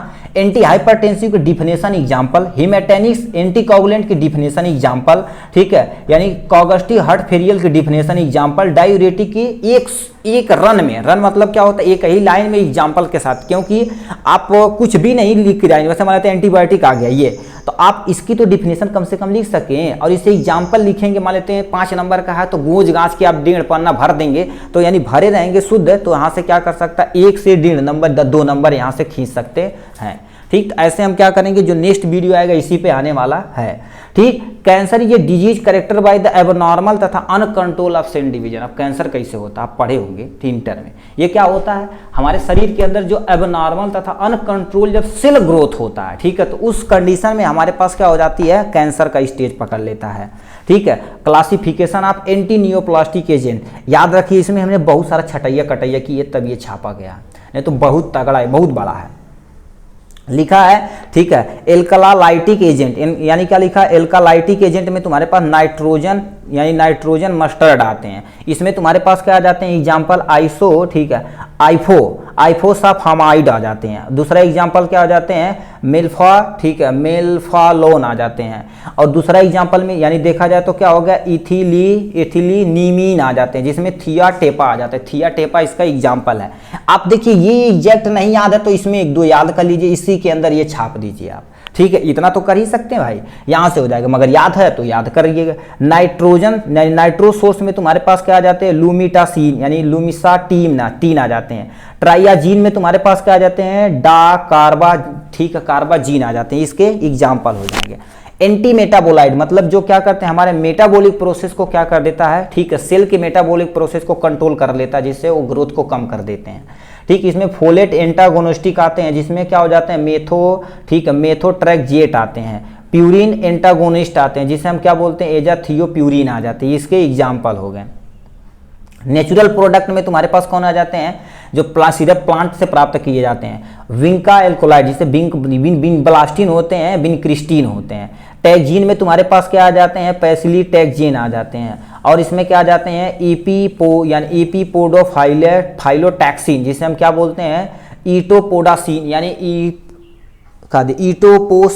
ईटपोसाइड बोलते हैं। इसके एग्जाम्पल हैं। एंटीबायोटिक में तुम्हारे पास क्या आ जाते हैं, एक्टिनोमाइसिन आ जाते हैं और डॉक्सोरूबिसिन आ जाते हैं। एंजाइम में तुम्हारे पास कौन आ जाते हैं, ठीक है, एंजाइम में तुम्हारे पास एस्पाराजीनेज आ जाते हैं। मिसलेस में तुम्हारे पास ये इसके एग्जाम्पल हो जाएंगे। हार्मोन में देखा जाए तो पेडनिसोलोन तथा ये एग्जाम्पल हो जाएंगे। ठीक है, और तुम्हारे पास क्या हो जाता है, रेडियो एक्टिव आइसोटॉप में ये इसके एग्जाम्पल हो जाएंगे सामने। ठीक, तब सोच सकते हैं कितना बड़ा। ठीक है, आप ये 1-2 बार जरूर पढ़िएगा इसे। ठीक है, 1-2 बार पढ़ेंगे तो आपको बहुत सारी चीज़ इससे क्लियर हो जाएगी। ठीक, ये हो गया। अब हमसे कहा था एंटी मेटाबोलाइट को, मतलब ये एंटी मेटाबोलाइट यहाँ गया जी, एंटी मेटाबोलाइट को डिफाइन करने के लिए, तो हम सामने आपको एंटी मेटाबोलाइट को एकदम अच्छे से डिफाइन कर दिए। ठीक है, थोड़ा सा ऊपर चले भाई। एंटी मेटाबोलाइट्स क्या होता है, मतलब जो मेटाबॉलिक प्रोसेस हो रहा है किसके द्वारा, कैंसर सेल के द्वारा, उसी के यानी स्ट्रक्चर को यानी उनकी मेटाबॉलिक को ही रोक देगा। बहुत बढ़िया दवा भाई। Anti metabolites is an agent या substance that interfere with the normal metabolism process with in the cell. Cell के अंदर जो नॉर्मल मेटाबॉलिक प्रोसेस हो रहा है उसे क्या कर देगा, उसके अंदर इंटरफेयर कर देगा। जैसे मान लेते यहाँ पर मान लेते हैं आप 2-3 दोस्त बढ़िया से खेल रहे हैं पबजी, धड़ धड़ मार देते हैं। ठीक है, तो वो क्या कोई आए डिस्टर्ब कर देते, बहुत तेज गुस्सा लगता है ना। ठीक है, तो वही चीज सेल के अंदर जो प्रक्रिया प्रोसेस हो रही है, कोई आए एंटी मेटाबोलाइट्स उसे डिस्टर्ब कर दे, भाई काम केमो खराब कर दिए। Topley by the combine with enzyme, ये एंजाइम के साथ कंबाइन हो जाते हैं और उन्हें क्या कर देते हैं, जो भी सेल रहते हैं उन्हें क्या करते हैं, अनकंट्रोल ग्रोथ से रोकने का काम करते हैं। ठीक है। इसका फार्माकोलॉजिकल एक्शन में क्या आ जाता है, मेथोट्रेक्सेट आ जाते हैं जो इनहिबिट करते हैं डाई हाइड्रोफोलेट और रिडक्टेज एंजाइम, मतलब इस एंजाइम के द्वारा, बोला ना किसी एंजाइम के साथ कंबाइन हो जाते हैं, तो इस एंजाइम के द्वारा कंबाइन हो जाते हैं और इनहिबिट कर देते हैं उसके मेटाबॉलिक प्रोसेस को। ठीक है। मरकैप्टो, ठीक है, मरकैप्टोप्यूरिन ये क्या कर देता है, maintain of the remission of acute, ठीक है, लिम्फोब्लास्टिक ल्यूकेमा, ठीक, इसमें ये कंट्रोल करता है। अब इंडिकेशन किसे में आप प्रयोग कर सकते हैं, इफेक्टिव ये लिम्फोसाइटिक ल्यूकोमा में इसमें दिया जाता है, यानी सीवियर सिरोसिस होता तब दिया जाता है, कोहन डिजीज होता तब दिया जाता है, अल्सरेटिव कोलाइटिस होता तब दिया जाता है। मतलब जब यहाँ पर कैंसर का ग्रोथ ज़्यादा होता है कैंसर सेल का, वहाँ पर इसे हम ट्रीटमेंट करते हैं इसका। ठीक है, तो ये हो गया इनके बारे में। नेक्स्ट पे चलते। ठीक, तो हमने देख लिया ये 9 क्वेश्चन। 10वें क्वेश्चन में आपके जो 1 नंबर के क्वेश्चन रहते हैं, चाहे MCQ, fill in the blank, 30 हम इसमें देखने वाले, 30 क्वेश्चन को। तो इसे 10वें क्वेश्चन को ऐसे ही हम रहने देते हैं। तो हम पहुंच चुके हैं आप 60 क्वेश्चन पे। ठीक, अब 60 क्वेश्चन को भाई हम तेजी से थोड़ा सा पढ़ने वाले हैं, क्योंकि शॉर्ट है। यदि आप लॉन्ग अच्छे से समझ चुके हैं तो आप शॉर्ट भी कवर कर सकते हैं आराम से। ठीक है, चलिए शॉर्ट एक्शन में पहला क्वेश्चन देख लेते हैं इसका आंसर के साथ। तो हमें पहले क्वेश्चन यहां से देख रखा, क्या, explain different type of route of drugs administration along with advantage और डिसएडवांटेज ऑफ पेरेंटल रूट। मतलब कोई ड्रग्स है आप शरीर के अंदर किसके थ्रू ले रहे हैं, ठीक है, उसी को आपको डिफाइन करना है और इसका पेरेंटल जो रूट है उसका फायदा और नुकसान के बारे में भी बताना पड़ेगा। ठीक है, तो आपके सामने ये रहा आपका प्यारा सा क्वेश्चन एंड आंसर। ठीक है, देखिए सबसे पहले लिखा है रूट क्या होता है। अब नॉर्मल भाषा में आप समझिए, जैसे कोई दवा है, ठीक है, कोई दवा किस रूट के द्वारा अपने शरीर के अंदर लेते हैं उसी को हम क्या बोलते हैं, एडमिनिस्ट्रेशन रूट ऑफ ड्रग्स बोलते हैं। अब किसके किसके थ्रू ले सकते हैं, अब डिपेंड करता है उनकी चॉइस पे। Choice of route for drugs administration depend upon property of drugs. Drugs की प्रॉपर्टी पे डिपेंड करता है कि भैया ये लिक्विड है, सॉलिड है, या गैस है, इनहेलेशन है, इंजेक्शन है, क्या, उस पर भी ये डिपेंड करता है। और थेरेपेटिक ऑब्जेक्टिव पे डिपेंड करता है कि मतलब थेरेपी कैसे दी जा रही है। ठीक, इन प्रॉपर्टी पे भी क्या होता है, ड्रग्स ऑफ एडमिनिस्ट्रेशन डिपेंड करता है कि नहीं आप खाने वाला दवा है तो 4 की टिकिया है तो उसे रगड़ के क्या कर दिए, गुड़ों में लगा लिए, तो ऐसा नहीं। लोशन है तो उसे पी लिए, क्रीम है तो उसे मुंह पे लगवा लिए, फेस वॉश की तरह मुंह धो लिए, घाव पे लगाने वाला था तो नहीं। ये सब क्या करता, निर्भर करता उन पे। ठीक है, यानी ड्रग्स लिखा रूट ऑफ ड्रग्स एडमिनिस्ट्रेशन, मतलब 3 रूट के द्वारा दिया जाता है। सबसे पहले यानी क्या होता है, इटरनल रूट, इसमें ओरल, सबलिंगुअल, रेक्टल आते हैं।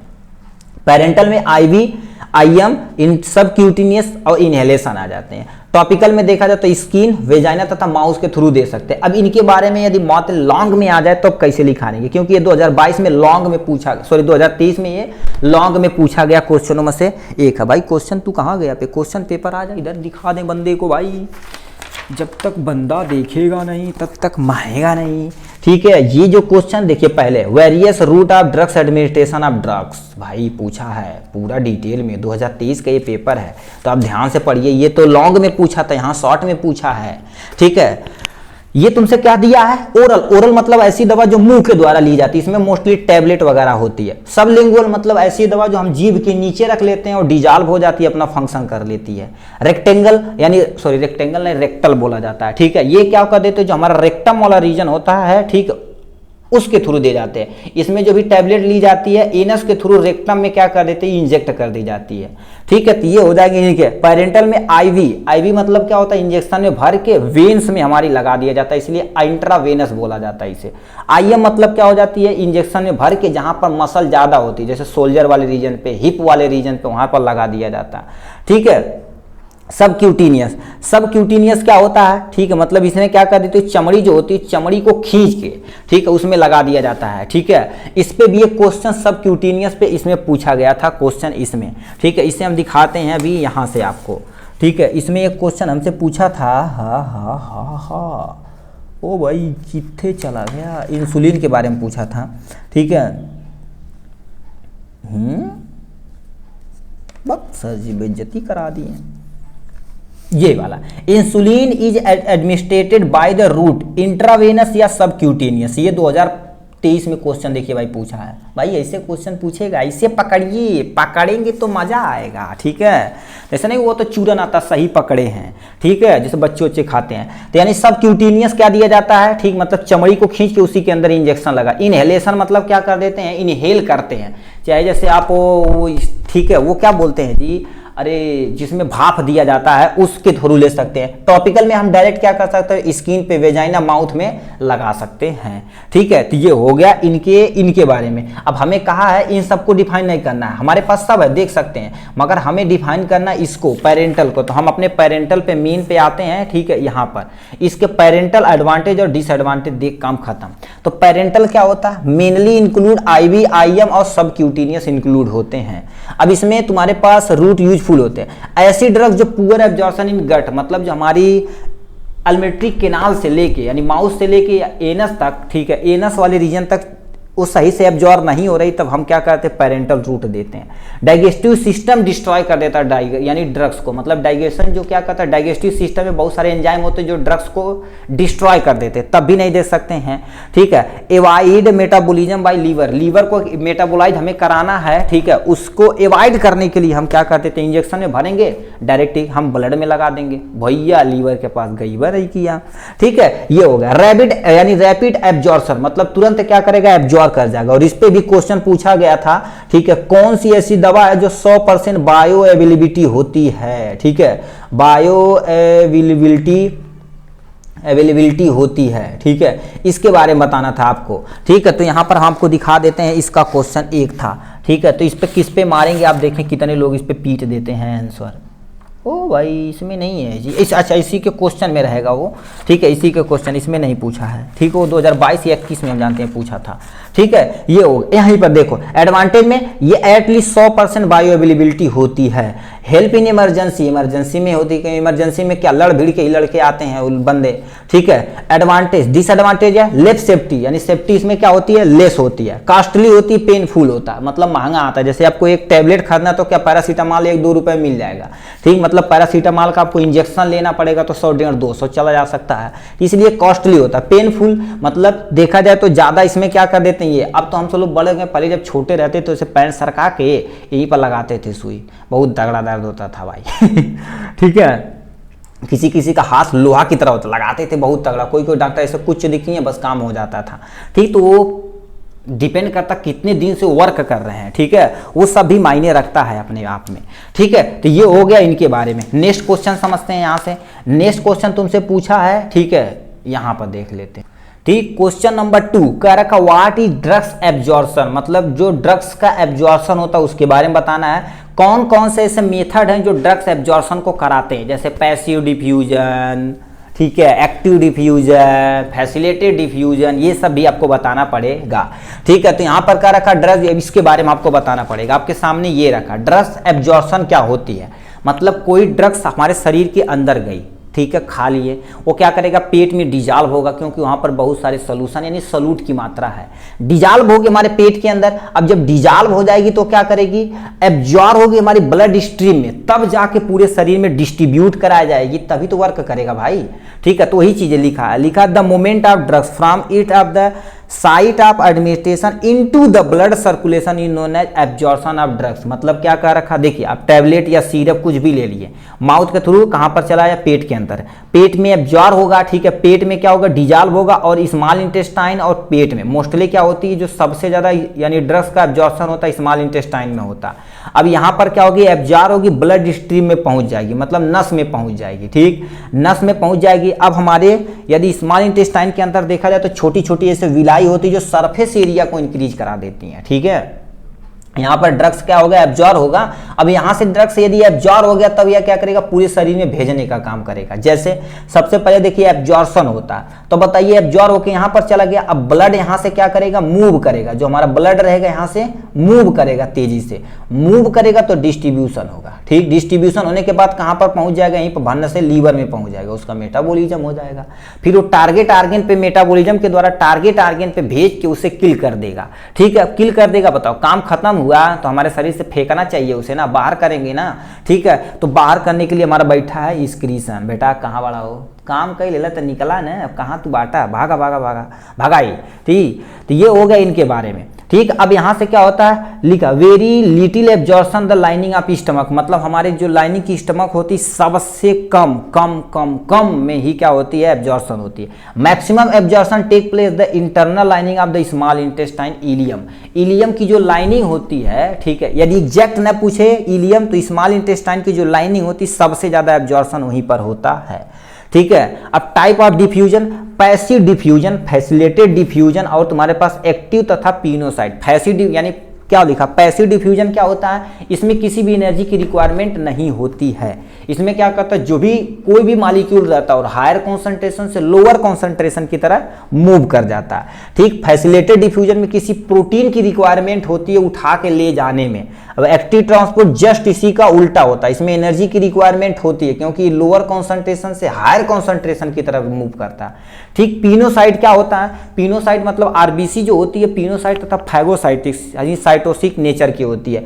पिनोसाइट क्योंकि वो लिक्विड के फॉर्म में ड्रग्स डिजॉल्व हो गया, उसे क्या कर देगी, इनगल्फ कर लेगी और टारगेट आर्गन पे जाके पहुंचा देगी, ठीक है। तो इसी के बारे में आपको बता देना, काम खत्म। इसमें एक और लिख देना भाई, ठीक है, इसमें एक और लिख देना, ये कभी कभी ये भी पूछ जाता है फैक्टर, ये भी हम उसमें डाल देंगे, ठीक है। इसमें लिखा है फैक्टर अफेक्टिंग एब्जॉर्प्शन, मतलब कौन कौन से ऐसे फैक्टर हैं जो ड्रग्स एब्जॉर्प्शन को क्या करते हैं, इफेक्ट करते हैं। सबसे पहले increase the surface of drugs, मतलब जितना ज्यादा क्या करेगा, छोटे से छोटे मॉलिक्यूल ड्रग्स का डिजॉल्व होगा उतना ज्यादा एब्जॉर्प्शन होगा, क्योंकि सबसे तेजी से एब्जॉर्प्शन छोटे ही मॉलिक्यूल का होता है। हाई लिपिड सॉल्युबल होते हैं, मतलब लिपिड सॉल्युबल रहेंगे तो वो भी हो जाएंगे। ड्रग्स आर द अनआयनाइज्ड, मतलब क्या, ड्रग्स यदि टूटे तो आयन के नाम में न टूटे, आयनाइज्ड हो जाए, ठीक है, अनआयनाइज हो जाए। ड्रग्स की साइज छोटी होनी चाहिए, ठीक है। और ड्रग्स मोस्टली क्या होने, लिक्विड के फॉर्म में होनी चाहिए।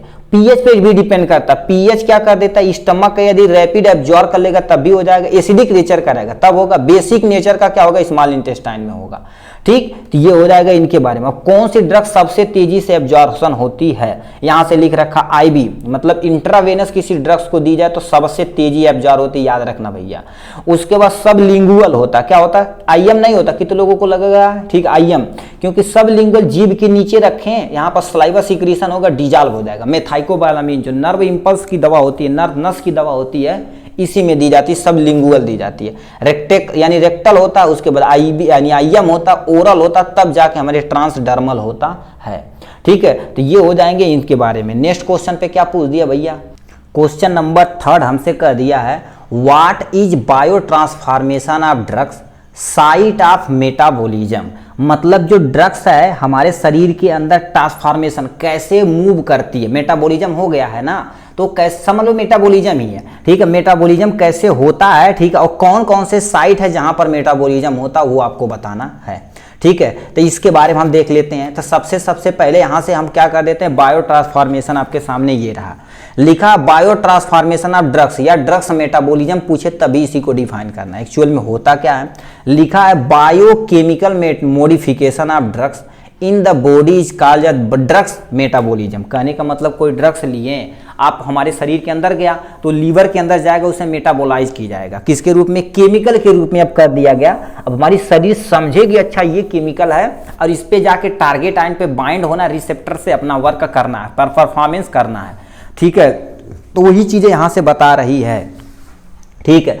Once a drugs enter into the body it's undergoes absorption, मतलब कोई दवा है तो हमारे शरीर के अंदर जाएगी तो क्या होगा, उसका ड्रग्स का एब्जॉर्प्शन होगा, फिर डिस्ट्रीब्यूशन होगा, फिर क्या होगा, मेटाबॉलिज्म होगा, फाइनली मेटाबोलाइट्स होगा, ठीक है, एक्सक्रीशन, फिर बाद में क्या कर देगा, एक्सक्रीशन के थ्रू इन्हें बाहर निकाल दिया जाएगा।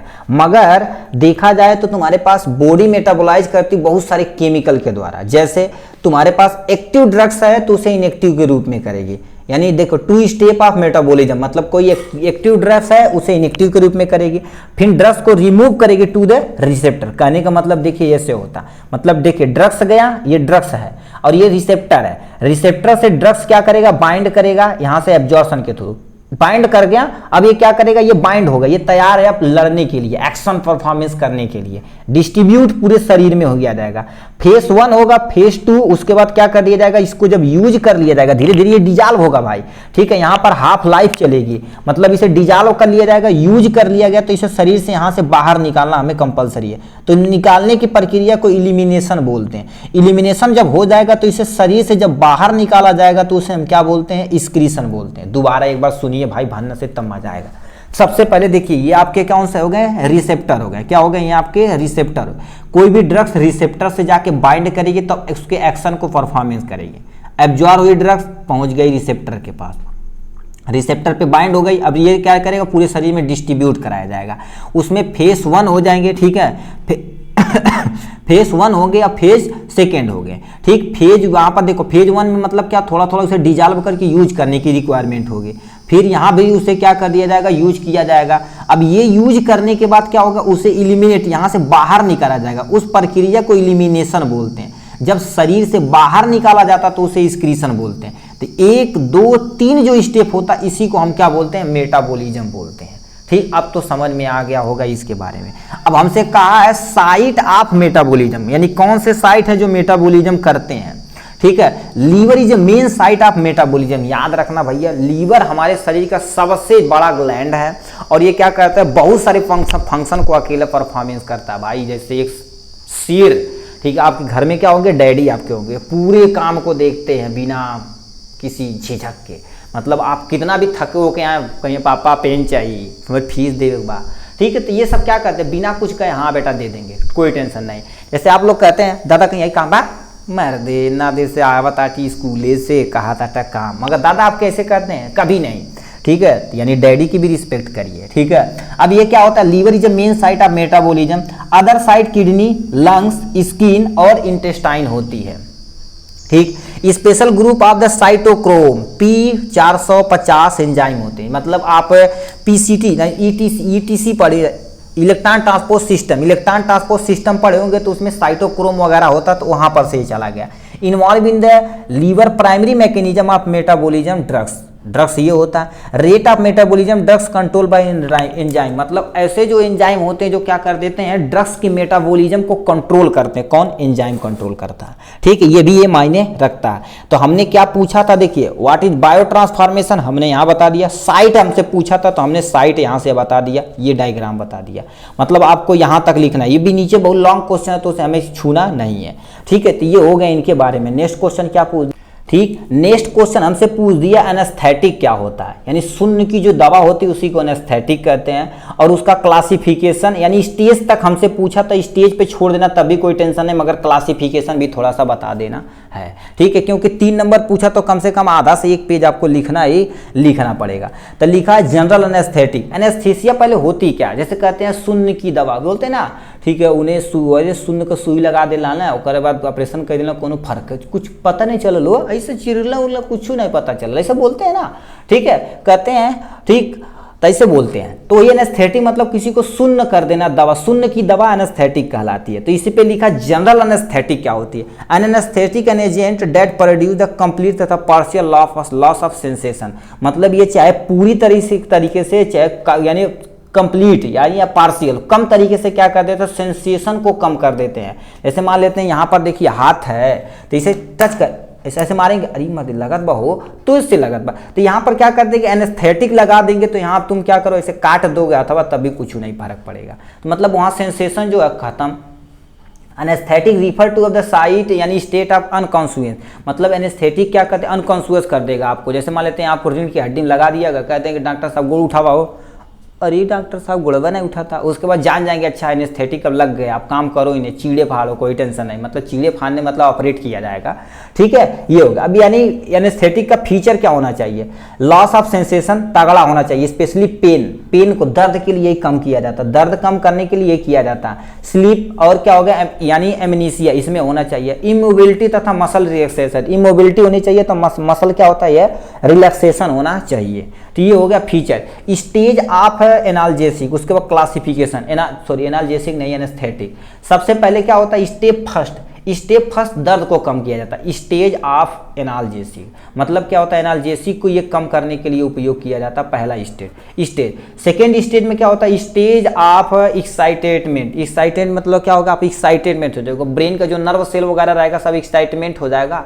उसके बाद थोड़ा सा और लगाएंगे, सर्जिकल एनेस्थेटिक हो जाएगा, मतलब इसके दौरान आप क्या कर सकते हैं, उन्हें ऑपरेट कर सकते हैं। फिर क्या होता है, स्टेज ऑफ मॉडली डिप्रेशन, मतलब क्या कर देंगे, यदि ज़्यादा अमाउंट में देंगे तो डिप्रेशन में वो चले जाएंगे, तो ये आपको करना नहीं है। मोस्टली इसी स्टेज तक ही किया जाता है। ज़्यादा अमाउंट में यदि एनेस्थेटिक देंगे तो डेथ भी हो सकती है, यदि कम अमाउंट में देंगे तो दर्द के कारण मर जाएंगे। तो एनेस्थेटिक डिपार्टमेंट होता है स्पेशल तरह का, जो केवल और केवल एनेस्थेटिया पे ही वर्क करता है, ठीक है। इनहेलेशन एनेस्थेटिक क्या होता है, इसमें देखो इसका classification, inhalation intravenous gaseous anaesthetic होता है, ठीक है। अब यहाँ से इनहेलेशन एनेस्थेटिक में तुमसे क्वेश्चन किया दिया, हैलोथेन ईथर पूछ दिया है, ठीक है, और लिखा है इंट्रावेनस एनेस्थेटिक, जिसमें क्या होगा, थियोपेंटेन सोडियम होगा, डाइजापाम होगा, कीटामीन हो गया, इसका एग्जाम्पल होगा, ठीक। गैसियस एनेस्थेटिक में नाइट्रस ऑक्साइड होगा। और ये जो क्वेश्चन है मेरे भाई, आप पेपर कहाँ गया, ठीक, पेपर, ठीक है, जनरल, देखिए ये हमसे पूछा था लॉन्ग आंसर 2023 में, what is general anaesthetic advantage तथा डिसएडवांटेज ऑफ नाइट्रस ऑक्साइड।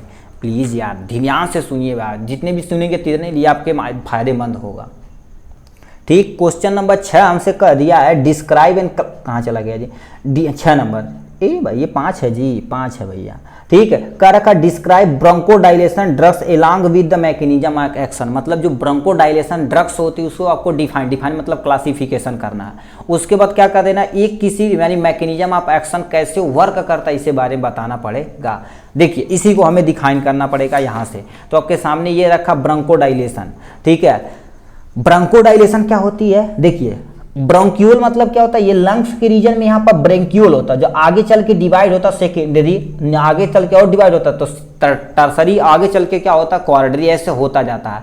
तो ये ब्रेंक्यूल कभी कभी क्या होता है, म्यूकस के द्वारा भर दिया जाता है, तो यानी ऐसी दवा दी जाती है जिससे क्या होता है, तो उनका ब्रेंक्यूल की चौड़ाई बढ़ा देती है, उसी को ब्रोंकोडाइलेटर बोला जाता है। बस काम खत्म, ठीक है। थोड़ा सा बड़ा बना के दिखा दें, देखिए ऐसे होता है, जैसे मान लेते ये हो गया, यहाँ से ऐसे यहाँ पे आपका क्या हो गया, ये लंग्स वाला रीजन हो गया, ठीक है। ये लंग्स वाला रीजन एक हो गया, दूसरा यहाँ से हो गया, यहाँ से लंग, तो यहाँ पर जो आता है इसी को ब्रेंक्यूल बोला जाता है। यहाँ से जो डिवीजन होता है, तो आगे चल के ये जो ब्रेंक्यूल आगे चल के डिवीजन होता है तो सेकेंडरी टर्सरी चला जाता है। तो ये जो ब्रेंक्यूल में कभी कभी म्यूकस भर जाता है, या कोई डस्ट पार्टिकल भरा जाता है, या कोई भी चीज, यानी ये सिकुड़ जाता है, तो उसी को सिकुड़ने के लिए, सही करने के लिए, इसी चौड़ाई बढ़ाने के लिए जिस दवा का प्रयोग किया जाता है उसी को हम क्या बोलते हैं, ब्रोंकोडाइलेटर बोलते हैं। आपके सामने ये रहा, अब क्या लिखा है, दो drugs which are used to dilate या वाइडन, मतलब चौड़ा, the diameter of the bronchia is known as bronchodilation, मतलब ऐसी दवा जो ब्रोंक्यूल को क्या कर दे, डायमीटर को इंक्रीज करा देती है, उसी को हम क्या बोलते हैं, ब्रोंकोडाइलेटर बोलते हैं। यहाँ पर क्लासिफिकेशन में तुम्हारे पास ये भी नहीं लिखोगे तभी 1 2 3 एक एक एग्जाम्पल दे खत्म कर देना। सिंपैथोमिमेटिक एजेंट में तुम्हारे पास सल्बूटामाल आ जाते हैं, और तुम्हारे पास क्या आ जाते हैं, टर्बुटालीन आ जाते हैं, इसके एग्जाम्पल हो जाएंगे। जेंथीन डेरिवेटिव में तुम्हारे पास थियोफाइलिन आ जाएगा, एमिनोफाइलिन आ जाएगा, इसके एग्जाम्पल हो जाएंगे। एंटीकोलिनर्जिक ड्रग्स में तुम्हारे पास क्या हो जाएगा, एट्रोपिन, जो सबसे ज्यादा यूज किया जाने वाला ड्रग्स है, ठीक है। और सल्बूटामाल तो आप सिरप उरप में देख सकते हैं, ठीक है। ये हो गया इनके बारे में। अब इसका फार्माकोलॉजिकल एक्शन भी कहा था, तो नीचे हम क्या कर देते हैं, फार्माकोलॉजिकल एक्शन भी यहाँ से देख सकते हैं, ठीक है। इसमें कहा है, सबसे पहले देखा जाए यानी सिंपैथोमिमेटिक एजेंट कैसे वर्क करता है। दे डायलेट ब्रोंकियल, ये ब्रोंकियल को क्या कर देता है, डायलेट करता। पहला काम एक्शन यही है इसका। इंक्रीज द यानी क्या होता है, म्यूसिलरी इनक्लियरनेस, मतलब जो आपका ये लंग्स वाला रीजन में म्यूकस डिपोजिट हो रहा था ब्रोंकियल में, उसे क्लियर करने के लिए अपने आप को क्या कर देगा, मॉडिफाई कर लेगा। जेंथिन डेरिवेटिव, ये CNS increase to of the, ठीक है, CNS to increase the CNS performance, तो सेंट्रल नर्वस सिस्टम से जहां पर रिसेप्टर है रिस्पायरेशन के लिए, उसे क्या कर देगा, ये बता देगा कि यहाँ पर हमें म्यूकस का डिपोजिशन नहीं करना, रिफ्लेक्स एक्शन के द्वारा, थोड़ी हम खांसी के द्वारा, किसी के द्वारा हम क्या कर देंगे, इसे बाहर कर देंगे। स्मूथ मसल दे रिलैक्स, ठीक है, स्मूथ मसल स्मूथ मसल को ये रिलैक्स कर देता है। They increase acid and pepsin in, ठीक है, इन स्टमक, मतलब ये क्या कर देता है, एसिडिक प्रॉपर्टी को, पीएच हमारे जो पेट के अंदर एसिडिक प्रॉपर्टी, उसे भी ये इंक्रीज करा देता है, ठीक। और पेप्सिन करा देगा, ज़्यादा से ज़्यादा प्रोटीन का डाइजेशन होगा। ये हो गया छठा क्वेश्चन, ठीक है। नेक्स्ट क्वेश्चन, ठीक है। नेक्स्ट क्वेश्चन तुमसे पूछ दिया define and classification of anti diarrhoeal drugs with example, मतलब केवल एंटी डायरियल की डिफिनेशन और क्लासिफिकेशन करेंगे तो एक दो एग्जांपल बता देना, काम खत्म हो जाएगा आपका। ठीक है, तो आपके सामने ये रहा एंटी डायरियल एजेंट यानी ड्रग्स के बारे में।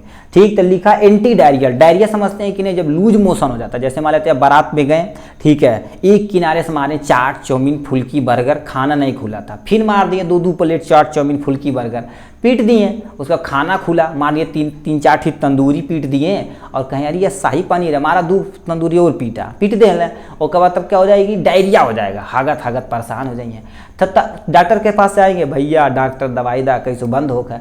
तो अब डायरिया को बंद करने के लिए जिस दवा का प्रयोग किया जाता है उसी को हम एंटी डायरियल ड्रग्स बोलते हैं। तो लिखा तुम्हारे पास क्या होगा, diarrhoea commonly cause the dehydration, क्योंकि आप ज़्यादा लूज मोशन हो जाएगा तो, ठीक है, लूज मोशन हो जाएगा तो आपको वाटर का ज़्यादा लॉस होगा। ठीक है, और गर्मी, इस समय देखिए गर्मी है, ठीक है, इस समय देखिए भाई गर्मी है, गर्मी के सीजन में आपका पेपर होने वाला है। ठीक है, तो इस समय पानी दाब के पीजिए, कोई टेंशन नहीं। ठीक है, हमारे जैसे नहीं रही। अब देखिए प्रेजेंट टाइम में पंखा भी बंद है भैया, बल्ब दूध जल रहा है, क्यों? क्योंकि पंखा यदि चलेगा तो क्या होगा, आवाज़ करेगी, जो आवाज़ हमें इस वीडियो में नहीं डालना, आपको डिस्टर्ब नहीं करना, कोई टेंशन नहीं, टेंशन लेने का नहीं, ज़िंदगी में टेंशन देने का है। ठीक है, किसी को। ठीक है, तो यहाँ से तुम्हारे पास ये क्या कर देता है, डिहाइड्रेशन कॉजेज करता है, क्योंकि वाटर का लॉस ज़्यादा होता है। तो इस समय बल भर पानी पीजिए, खाना कम खाइए, पानी बल भर पीजिए। ठीक है, डायरिया ये condition in which the patient pass loose in watery stool more than 3 time a day, मतलब एक दिन में कम से कम 4-5 बार स्टूल हगने चले जाए, और भी क्या करें, एकदम से लूज निकले, वाटर निकले, मतलब प्रेशर के साथ। ठीक, तो उसी को एंटी डायरियल बोलते हैं। लिखा है 2 drugs which are use to treatment of diarrhoea is known as anti drugs, बस काम खत्म। ऐसी दवा जो डायरिया के अगेंस्ट वर्क करते उसी को हम एंटी डायरियल ड्रग्स बोलते हैं। ये हो गया। अब क्लासिफिकेशन हमसे कहा तो क्लासिफिकेशन देख लीजिए। इसमें तुम्हारे पास सबसे पहले एंटी मोटिलिटी एजेंट, मतलब जो हमारे पेरिस्टालसिस मूवमेंट हो रहा पहले इसे ये रोक देगा। ठीक है, इसमें तुम्हारे पास कौन आ जाते हैं, यानी मॉर्फिन आ जाते हैं, कोडीन आते हैं और लोप्रामाइड आते हैं, और इसमें सबसे ज़्यादा लोप्रामाइड यूज किया जाता है। ठीक है, नहीं केनाबिनॉइड रिसेप्टर एग्नोस्टिक, इसमें क्या हो जाते हैं, टेट्रा हाइड्रोकेनाबिनॉइड यानी केना, ठीक है, केनाबिनोल आता है, इसका एग्जाम्पल हो जाएगा। ठीक है, एब्जॉर्बेंट में तुम्हारे पास क्या आ जाते हैं, कोइलिन आ जाते हैं, पेक्टिन आ जाते हैं, मेथिल सेलुलोज आते हैं, इसके एग्जाम्पल हो जाएंगे। एंटी स्पोमोडियम एजेंट में तुम्हारे पास डाइसाइक्लोमिन आ जाएंगे, ठीक है, प्रोपेनाथीलीन आ जाएंगे, इसके ये एग्जाम्पल है। तो ये एंटी डायरियल एजेंट यानी ड्रग्स के क्या हो जाएंगे, आपके क्लासिफिकेशन हो जाएंगे। जो पूछा था वही आपके बताइए, ज़्यादा टेंशन की लेने की जरूरत नहीं है। ठीक है, नेक्स्ट तुमसे पूछ दिया है, यहाँ पर आ जाते हैं। ठीक है, नेक्स्ट हमसे पूछ दिया राइट एंड क्लासिफिकेशन ऑन, ठीक है, आप anti rhythmic drugs. Rhythmic drugs मतलब जो हार्ट का रिदम होता है उसे मेंटेन करने के लिए जिस ड्रग्स का प्रयोग किया जाता है उसी के बारे में बताना है। ठीक है, तो आपके सामने ये रहा एंटी रिदमिक ड्रग्स। तो पहले परिभाषा पढ़ लेते हैं और यहाँ से यानी क्लासिफिकेशन, जो कहा भैया उसी की नहीं, हमको कहा, हमको आवत है तो हमारा 5 पेज 32 पेज भर के आए। पेज भरने के मायने नहीं रखता भाई, कंटेन आप लिख के आइए तागड़ा तो उतने में ही हो जाएगा अपना। ठीक है, तो यहाँ पर एंटी ड्रग्स यानी एंटी रिदमिक ड्रग्स क्या होता है, anti rhythmic agent are also known as cardiac यानी कार्डियक डिसरिदमिया मेडिकेशन, मतलब क्या होती है, जो हमारा हार्ट होता है उस रिदम को मेंटेन करने के लिए जिस ड्रग्स का प्रयोग किया जाता है उसी को एंटी रिदम यानी एंटी रिदमिक ड्रग्स बोला जाता है। 2 drugs which are use to treatment of the abnormality of heart rhythm, मतलब हमारा जो हार्ट है एबनॉर्मल फंक्शन कर रहा है। एबनॉर्मल तुम्हारे पास क्या होगा, ठीक, अब उसे ट्रीट करने के लिए जिस दवा का प्रयोग किया जाता है उसी को हम एंटी रिदमिक ड्रग्स बोलते हैं।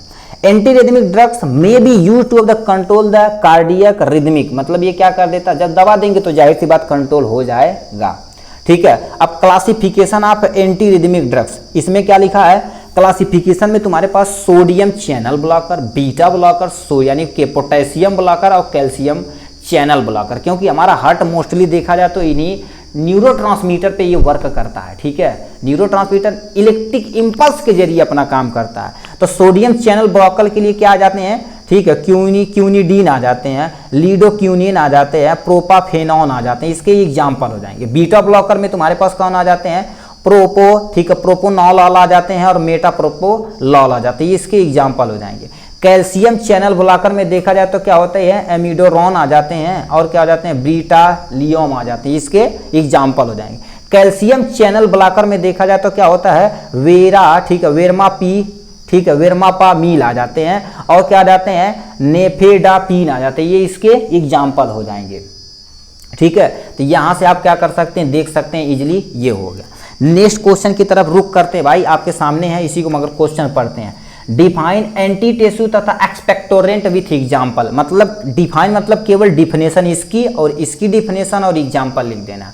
ये तो 2 दिया, 3 नंबर में 3 भी पूछ सकता है आपसे, नीचे अभी पूछा गया क्वेश्चन है। ठीक है, तो एंटीटेसिव होता क्या है, ठीक है, एंटीटेसिव क्या होता है, जैसे एक्सपेक्टोरेंट सेम टू सेम वही होता है, मगर वो सेंट्रल नर्वस सिस्टम पे जाके वर्क करता है और उस रिसेप्टर को बाइंड कर देता है, उसी को एंटीटेसिव बोलते हैं। कहने का मतलब क्या होता है, एंटीटेसिव, ठीक है, antitussive are drugs that act on the CNS to raise the threshold the cough centre, मतलब हमारे सेंट्रल नर्वस सिस्टम में जो कफ, ठीक है, कफ सेंटर है, उसे क्या कर देगा, ये थ्रेशोल्ड कर देगा और रिड्यूस करेगा टेसल इंपल्स को। जैसे इसमें एग्जाम्पल में आ जाएगा कोडीन, मॉर्फिन तथा ब्रोंको यानी ब्रोमहेक्जिन आ जाते हैं इसके एग्जाम्पल। एक्सपेक्टोरेंट क्या होता है, expectorant is a substance which are used to treatment of the clear mucus of respiratory tract, मतलब जो हमारी रिस्पायरेटरी ट्रैक उसमें म्यूकस, म्यूकस मतलब समझते हो कि नहीं, नेटा लाइक स्ट्रक्चर होता है, जैसे नॉर्मल भाषा में बोलते हैं। ठीक है, तो उसे क्या बोलते हैं, रिस्पायरेटरी ट्रैक को क्लियर करने के लिए जिस दवा का प्रयोग किया जाता है उसे एक्सपेक्टोरेंट बोलते हैं। ये रिड्यूस करता कफ तथा म्यूकस को हमारे एयरवे में, और क्या था, रिलीव करता कफ एंड कोल्ड से। इसका एग्जांपल में पोटेशियम आयोडाइड हो जाएगा यानी टूलू ब्लॉसम हो जाएगा, और क्या होता है, ब्रोमोहेक्जिन इसके एग्जांपल हो जाएंगे यहाँ से। ठीक है, नेक्स्ट पे आ जाते हैं। ठीक है, नेक्स्ट हमसे क्वेश्चन क्या पूछ दिया, इसे समझिए। लिख रखा डिफाइन एंड क्लासीफाई, यानी लिखा है ऑटोक्वाइड, ऑटोक्वाइड को आपको डिफाइन करना है और क्लासिफिकेशन करना है। तो ऑटोक्वाइड क्या होता है इसे समझिए। जैसे मान लो तो आपको घाव लग गई, ठीक है, घाव लग गई तो कभी कभी सोचते होंगे अरे यार दवा ववा नहीं लगा तब वो ठीक हो जाता है कि नहीं, हमारी इम्यूनिटी सिस्टम बूस्ट कर जाती है उस समय। तो ऑटोक्वाइड क्या होता है, autacoid derive from the 2 word, auto मतलब सेल्फ और एल्कोलास मतलब क्या होता है, हीलिंग एलिमेंट, मतलब क्या कर देती है, ये हमारी इम्यूनिटी सिस्टम को थोड़ा सा बूस्ट करेगी, जो भी हमारा इन्फेक्शन वो ट्रीट हो जाएगा अपने आप। ठीक है, तो ऑटोक्वाइड एक तरह का केमिकल सिग्नल होता है produce by the different cell of body, मतलब हमारे शरीर के अंदर जो सेल है वो जान रही यार ऐसे घाव को ठीक न करो, तो ऑटोक्वाइड यदि खिला दिया जाएगा उन्हें, ठीक, तो वो कहेगा ए सेल है रिपेयर करा मर्दे, हाथ देखा था घाव लगल बा तू रिपेयर नहीं करता, नहीं बैठा लाटा। जैसे गांव में घर में नहीं होता है, झाड़ू नहीं लगाते हैं, कितने लोग औरतें होती हैं झौलाहा टाइप में तो उन्हें बोला जाएगा ए झाड़ू उड़ू लगावा तो नहीं, घर साफ करा। उसी तरह सेल भी भुला जाते हैं, अरे यार जाएगा कितना काम कही जाए। ठीक, तो यानी ऑटोक्वाइड जाएंगे मार के 2 तमाचा लाठी से, ठीक है, लाठ तमाचा लात घुसा सब पहिया सेल, तो क्या कहेंगे मर दे हई देखा था एकदम से सेल यहाँ मारल बाई के रिपेयर करा सही से, तो उसे क्या कर देंगे, रिपेयर कर देंगे। ठीक, उसकी हीलिंग को बढ़ा देंगे। They act of the locally at the site where of the synthesis release the site of inflammation, मतलब उस जगह जहाँ इन्फ्लामेशन सूजन हो गई, सूजन हो जाएगा तो सेल उस समय कुछ सेल डैमेज हो जाता है। जैसे मान लेते लाठी से बरियारे कोई पीट दिया आपको, कहते कजरी जम गई मर दे, मतलब सेल का जो WBC है सफाई करनी वही मर गया। ठीक है, क्लासिफिकेशन ऑफ ऑटोक्वाइड, इसमें तुम्हारे पास इसमें एग्जांपल क्या आ जाते हैं, यानी एमीन आ जाते हैं, एमीन में हिस्टामिन आ जाते हैं, सेरोटोनिन आ जाते हैं, इसका एग्जांपल हो जाएगा। पॉलीपेप्टाइड में तुम्हारे पास क्या आ जाते हैं, किनीन आ जाते हैं, एंजियोटेंसिन आ जाते हैं, ये इसके एग्जांपल हैं। लिपिड में तुम्हारे पास क्या आ जाते हैं, ल्यूकोट्राई, ठीक है, ल्यूकोट्राइइनेज आ जाते हैं, और दूसरा क्या हो जाते हैं, थ्रम्बो, ठीक है, थ्रम्बोजेन यानी क्या होता है, जेन आ जाते हैं, और क्या होता है, प्रोस्टाग्लैंडिन इसके एग्जाम्पल हो जाएंगे यहाँ से। ठीक है, तो इस तरह से देखा जाए तो ये हमने कर लिया कवर अप, और 2-3 क्वेश्चन और बचा। ठीक, नेक्स्ट क्वेश्चन 10वां नंबर क्वेश्चन पूछा life cycle of malaria, please इसे आप देख लीजिएगा क्योंकि आप फर्स्ट ईयर में भी पढ़े होंगे। इसका क्लासिफिकेशन हम बता देते हैं। लाइफ साइकिल ऑफ मलेरिया मतलब PDF में हम तो डाल ही देंगे, कैसे ये वर्क करता है उसके बारे में यहाँ से आपको बता देना है। ठीक है, थोड़ा डायग्राम के जरिए देखेंगे मच्छर कैसे काटता है, स्पोरोजोइट कैसे बनता है, सेक्सुअल रिप्रोडक्शन कहाँ पर होता है, फिर ये कैसे इंजेक्ट करता है हेल्दी पर्सन को, किससे उसमें यानी मल्टीप्लिकेशन होता, तो वो थोड़ा सा देख लीजिएगा यहाँ से। ठीक, क्लासिफिकेशन ऑफ एंटी मलेरियल आपको यहाँ से हम दिखा देते हैं, यहाँ से आपके सामने ये रहा। ठीक है, अब एंटी मलेरियल ड्रग्स क्या होती है, ऐसी दवा जो क्या करती है, मलेरिया को ट्रीटमेंट के लिए प्रयोग की जाती है, ट्रीटमेंट के लिए प्रयोग की जाती है, उसी को एंटी मलेरियल ड्रग्स बोलते हैं। इसमें तुम्हारे पास ट्रिक के जरिए हमने क्या कर दिया, बैंक से यानी डांस सल्फोनामाइड, यानी बैंक से डांस सल्फोनामाइड, ठीक है। बी से क्या होता है, बिगुनोन यानी क्या होता है, बिगुआनाइड होता है, जो इसका एग्जाम्पल यहाँ पर है, ठीक है, जिसमें क्या होगा प्रो, ठीक है, प्रोग्युआनिल होता है। ए से एंटीबायोटिक जिसमें डॉक्सीसाइक्लिन होता है, क्लिंडामाइसिन होता है यहाँ से, ठीक है। यन से देखा जाए तो क्या हो गया, ठीक है, नए, ठीक है, नेफ्तै, ठीक है, नेफ्टिरिडीन होता है, इसका एग्जाम्पल तुम्हारे पास क्या हो जाएगा, पायरोनेडिरीन हो जाएगा, ठीक, ये हो गया। यानी क्यू से तुम्हारे पास क्या हो जाएगा, क्विनोनो, ठीक है, क्विनोनोलिन मेथोनोन हो जाएगा, जिसमें एग्जाम्पल यहाँ से हो जाएगा। यस, ई से देखा जाए तो क्या होगा, से क्यू टेरपीन लैक्टोन हो जाएगा, जो इसका एग्जाम्पल यहां से हो जाएगा, ठीक है, ये हो गया, ठीक। अब डाई, ठीक है, डाई एमिनो पिरामिडीन होता है, इसका एग्जाम्पल यहां से है, ठीक है। इसमें एग्जाम्पल में क्या हो जाएगा, ठीक है, पेरीमेथामीन हो जाएगा। अमीनो एल्कोलाइल में तुम्हारा ये एग्जाम्पल हो जाएगा, ठीक है। यहां से क्या हो जाएगा, नेप्थो, ठीक है, नेप्थोक्यूनोन हो जाएगा, जो इसका एग्जाम्पल ये दे रखा है। सी से तुम्हारे पास क्या हो जाएगा, सिंकोना यानी सिंकोना एल्कोलाइड हो जाएगा, जिसका एग्जाम्पल क्यूनिनी हो जाएगा, क्यूडिनिन हो जाएगा, इसका एग्जाम्पल यहाँ। ए से देखा जाए तो क्या होगा, 4 अमीनो क्यूनिन हो जाएगा, जो इसका एग्जाम्पल क्लोरोक्यूनिन हो जाएगा, पिपरा क्यूनिन हो जाएगा। और ए से देखा जाए तो 8 अमीनो क्यूनिन यानी क्यूनोलिन हो जाता है, तो इसका एग्जाम्पल हो जाएगा, सल्फोनामाइड का एग्जाम्पल ये हो जाएगा। तो इस तरह से देखा जाए तो हमने इसे भी कवर अप कर लिया, ठीक है। अब इसे हम क्या कर देते, इन दोनों को हम क्या करते, 2022 के क्वेश्चन, 2023 के पेपर सोल्यूशन में ये परसेंट है, तो इसे आप देख लीजिएगा। नहीं, इसे हम दिखा देते, मान लेते कोई भाई आपके नोट कर रहे होंगे तो इसे आप स्क्रीनशॉट ले सकते हैं या पॉज करके भाई नोट कर लेना, ठीक है। क्योंकि ये देखिए हमारे पास प्रेजेंट टाइम में 5 से 6 GB बचा हुआ, ऑलरेडी 12 GB लगभग यूज हो गया, तो अभी इन वीडियो दिक्कतें कर सकता है, ठीक है। इसीलिए हम क्या कर देते हैं, इन सबको हम बायोलॉजिकल, ठीक है, रूल आप इसे हम दिखा देते हैं आपको, ठीक है। यहाँ से आप क्या करिए, थोड़ा सा कवर अप कर लीजिएगा, कवर कर लेंगे आप ही के लिए फ़ायदेमंद रहेगा, ठीक है। यहाँ पर बायोलॉजिकल एजेंट है ना, यहाँ पर बायोलॉजिकल एजेंट यहाँ पर है, ठीक है। बायोलॉजिकल एजेंट विथ एग्जाम्पल यहाँ से आप देख सकते हैं इसे, यानी इसे आप स्क्रीनशॉट ले सकते हैं, पीछे से तू हट जा भाई, ठीक है। यहाँ से आप क्या कर सकते हैं, बायोलॉजिकल एजेंट का डिफिनेशन, यानी यहाँ पर सब चीज़ लिखा है। हमसे क्या पूछा है, बायोलॉजिकल एजेंट विथ एग्जाम्पल, तो बायोलॉजिकली हमें एजेंट यहाँ से बता दिए, इंडिकेशन विथ एग्जाम्पल यहाँ से बता दिए, तो आप यहाँ से डिफिनेशन इसके बारे में थोड़ा सा लिखिएगा, फिर इंडिकेशन विथ एग्जाम्पल यहाँ से लिखिएगा, यहाँ से, ठीक है। ये हो जाएगा इनके बारे में, ठीक है, ये हो जाएगा। फिर हमसे नेक्स्ट क्वेश्चन तुमसे पूछा है फिजियोलॉजिकल रोल ऑफ, देखिए, give the physiological role of thyroid hormone, जो थायराइड हार्मोन है उसका फिजियोलॉजिकल आपको रोल बताना है, ठीक है, फिजियोलॉजिकल रोल बताना है। तो इसे हम दिखा देते हैं आपको, कीमोथेरेपी, ये हो जाएगा डाईयूरेटिक, भाई किधर चला गया जी, ये इसमें था भाई, ठीक है, दिखाना यहाँ से हो जाएगा थायराइड हार्मोन का। देखिए थायराइड, हमसे क्या क्वेश्चन पूछा, क्वेश्चन के जरिए आप पकड़िए इसे, लिखा है, ठीक है, biological role of thyroid hormone, thyroid hormone के बारे में थोड़ा सा लिख के बायोलॉजिकल रोल या फंक्शन बात एक आपको लिख देना है। तो यहाँ से आपका होगा थायराइड हार्मोन हो गया, 2 हार्मोन निकलता, थायरॉक्सिन तथा थायरोकैल्सिटोनिन निकलता।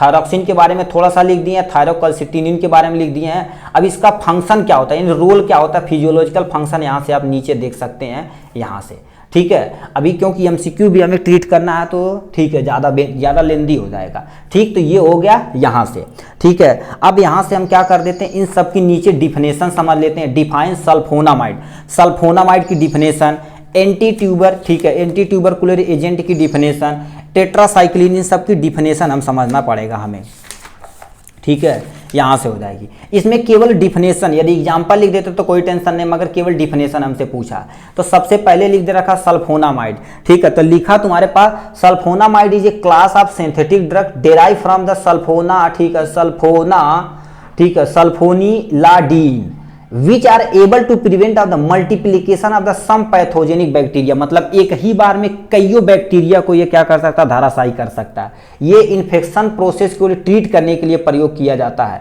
इसके एग्जाम्पल में क्या हो जाएगा, डेप्सन आ जाते हैं, लिखा है कोट्रमा, ठीक है, कोट्रिमाक्साइजोल आ जाते हैं, इसका एग्जाम्पल हो जाएगा, ठीक है। और इसी में तुमसे नेक्स्ट दे रखा यानी एंटी ट्यूबरकुलर एजेंट, मतलब ऐसी दवा जो टीबी के अगेंस्ट वर्क करती है उसे एंटी ट्यूबरकुलर एजेंट बोला जाता है। अब कॉजेटिव एजेंट ऑफ टीबी क्या होता है, माइक्रोबैक्टीरियम ट्यूबरकुलोसिस होता है। इसका एग्जांपल में तुम्हारे पास क्या आ जाएगा, प्रोटोमानीड हो जाएगा, जिसमें दूसरा एग्जांपल क्या हो जाएगा, रिफाम्पसिन हो जाएगा। इसके एग्जांपल हो जाएंगे यहाँ। टेट्रासाइक्लिन क्या होता है, टेट्रा मतलब 4, साइक्लिन मतलब रिंग होती है, मतलब ऐसा कंपाउंड जिसमें 4 रिंग हो उसे हम टेट्रासाइक्लिन बोलते हैं। ये मोस्टली क्या कर देते हैं, जो खतरनाक तरह का बैक्टीरिया रहता है उसे किल करता है। तो tetracycline large group of antibiotic with a molecule structure contain 4 ring, इसमें प्रयोग किया जाता है। Tetracycline are potent broad spectrum antibacterial agent होता है जो effective against the host gram positive gram negative, मतलब कोई भी बैक्टीरिया चाहे ग्राम पॉजिटिव चाहे ग्राम निगेटिव दोनों को ये किल कर देगा। एग्जांपल में डाइसाइक्लिन होता है, ऑक्सी टेट्रासाइक्लिन होता है। एंटीप्लेटलेट क्या होती है, ऐसी दवा, ठीक है, ऐसी दवा जो थ्रोम्बोकाइनेट मतलब लेट को यानी से रोकती है, मतलब थ्रोम्बोकाइनिन मतलब समझते हो कि नहीं, थ्रोम्बोकाइनिन मतलब प्लेटलेट का दूसरा नाम है। Anti platelet also called anti thrombo, ठीक है, थ्रोम्बायोटिक ड्रग्स बोला जाता है।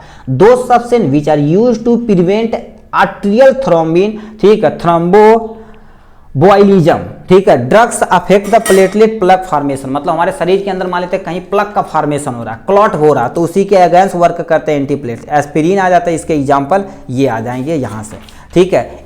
यानी क्या होता है, एंटीइमिटिक्स क्या होता है, एंटीइमिटिक्स क्या होता है, ऐसी दवा जो उल्टी तथा नोजिया को कम करने के लिए प्रयोग किया जाता है उसी को हम क्या बोलते हैं, एंटीइमिटिक्स बोलते हैं। इसके में तुम्हारे पास क्या हो जाता है, ठीक है, ये साइड इफेक्ट आप यानी किसी पर्सन को क्या दे दिया जाए, ओपियाइड दे दिया जाए, उस साइड इफेक्ट को ये कम कर सकता है। इसके एग्जांपल में डाइसाइक्लोमीन होता है, हैलोपिरिडॉल होता है, ये ठीक, ये वाला सबसे ज्यादा ओंडेम के नाम से आता है, ओंड्रा, ठीक है, ओंडान यानी क्या होता है, सेट्रॉन होता है, ठीक है। ये इसके एग्जाम्पल हो जाएंगे, ठीक। लग्जेटिव परगेटिव तो आप पढ़ ही लिए होंगे, ठीक है। ये हो गया इनके बारे में। अब जो मेन हमारा मुद्दा था उस पर हम चलते हैं यहाँ से, ठीक है। यहाँ से चलते हैं भाई, यहाँ पर आ जाते हैं, ठीक है। यहाँ पार्ट सी वाला जो हम बोले थे ना 1 नंबर का MCQ वगैरह रहेगा, उस पे हम आ जाते हैं यहाँ से, और इसे भी थोड़ा तेजी से देखते हैं, कितना मिनट, ठीक, 5-7 मिनट के अंदर देख लेंगे, ठीक है। और कुछ डिफिनेशन वगैरह है यहाँ से आप देख सकते हैं आराम से, पहला दे रखा है यहाँ से, ठीक। इसे हम ऑलरेडी करा चुके हैं मगर अब करते हैं, ठीक है। यहाँ से पेंसिल नहीं है क्या, चलो इसे पेन से ही मानते हैं। पहला क्वेश्चन आपके सामने ये रहा, इसमें थोड़ा सा हम इसे बड़ा कर देते हैं, तो बड़ा कर ही सकते हैं भाई, ठीक है, हाँ, ठीक है। तो इसमें क्या रखा है, पहला क्वेश्चन, ठीक है, pharmacokinetic study of drugs include, मतलब फार्माकोकाइनेटिक किसके अंतर्गत की जाती है, उसमें क्या पढ़े थे, एब्जॉर्प्शन भी पढ़े थे, डिस्ट्रीब्यूशन, मेटाबॉलिज्म, सब कुछ पढ़े थे। तो किस पे टिक मार देंगे, ऑल ऑफ दीज पे क्या हो जाएगा, इज द करेक्ट ऑप्शन इसमें हो जाएगा, ठीक। यदि आपको आता है तो आप पॉज करके जरूर इसे लिखिएगा।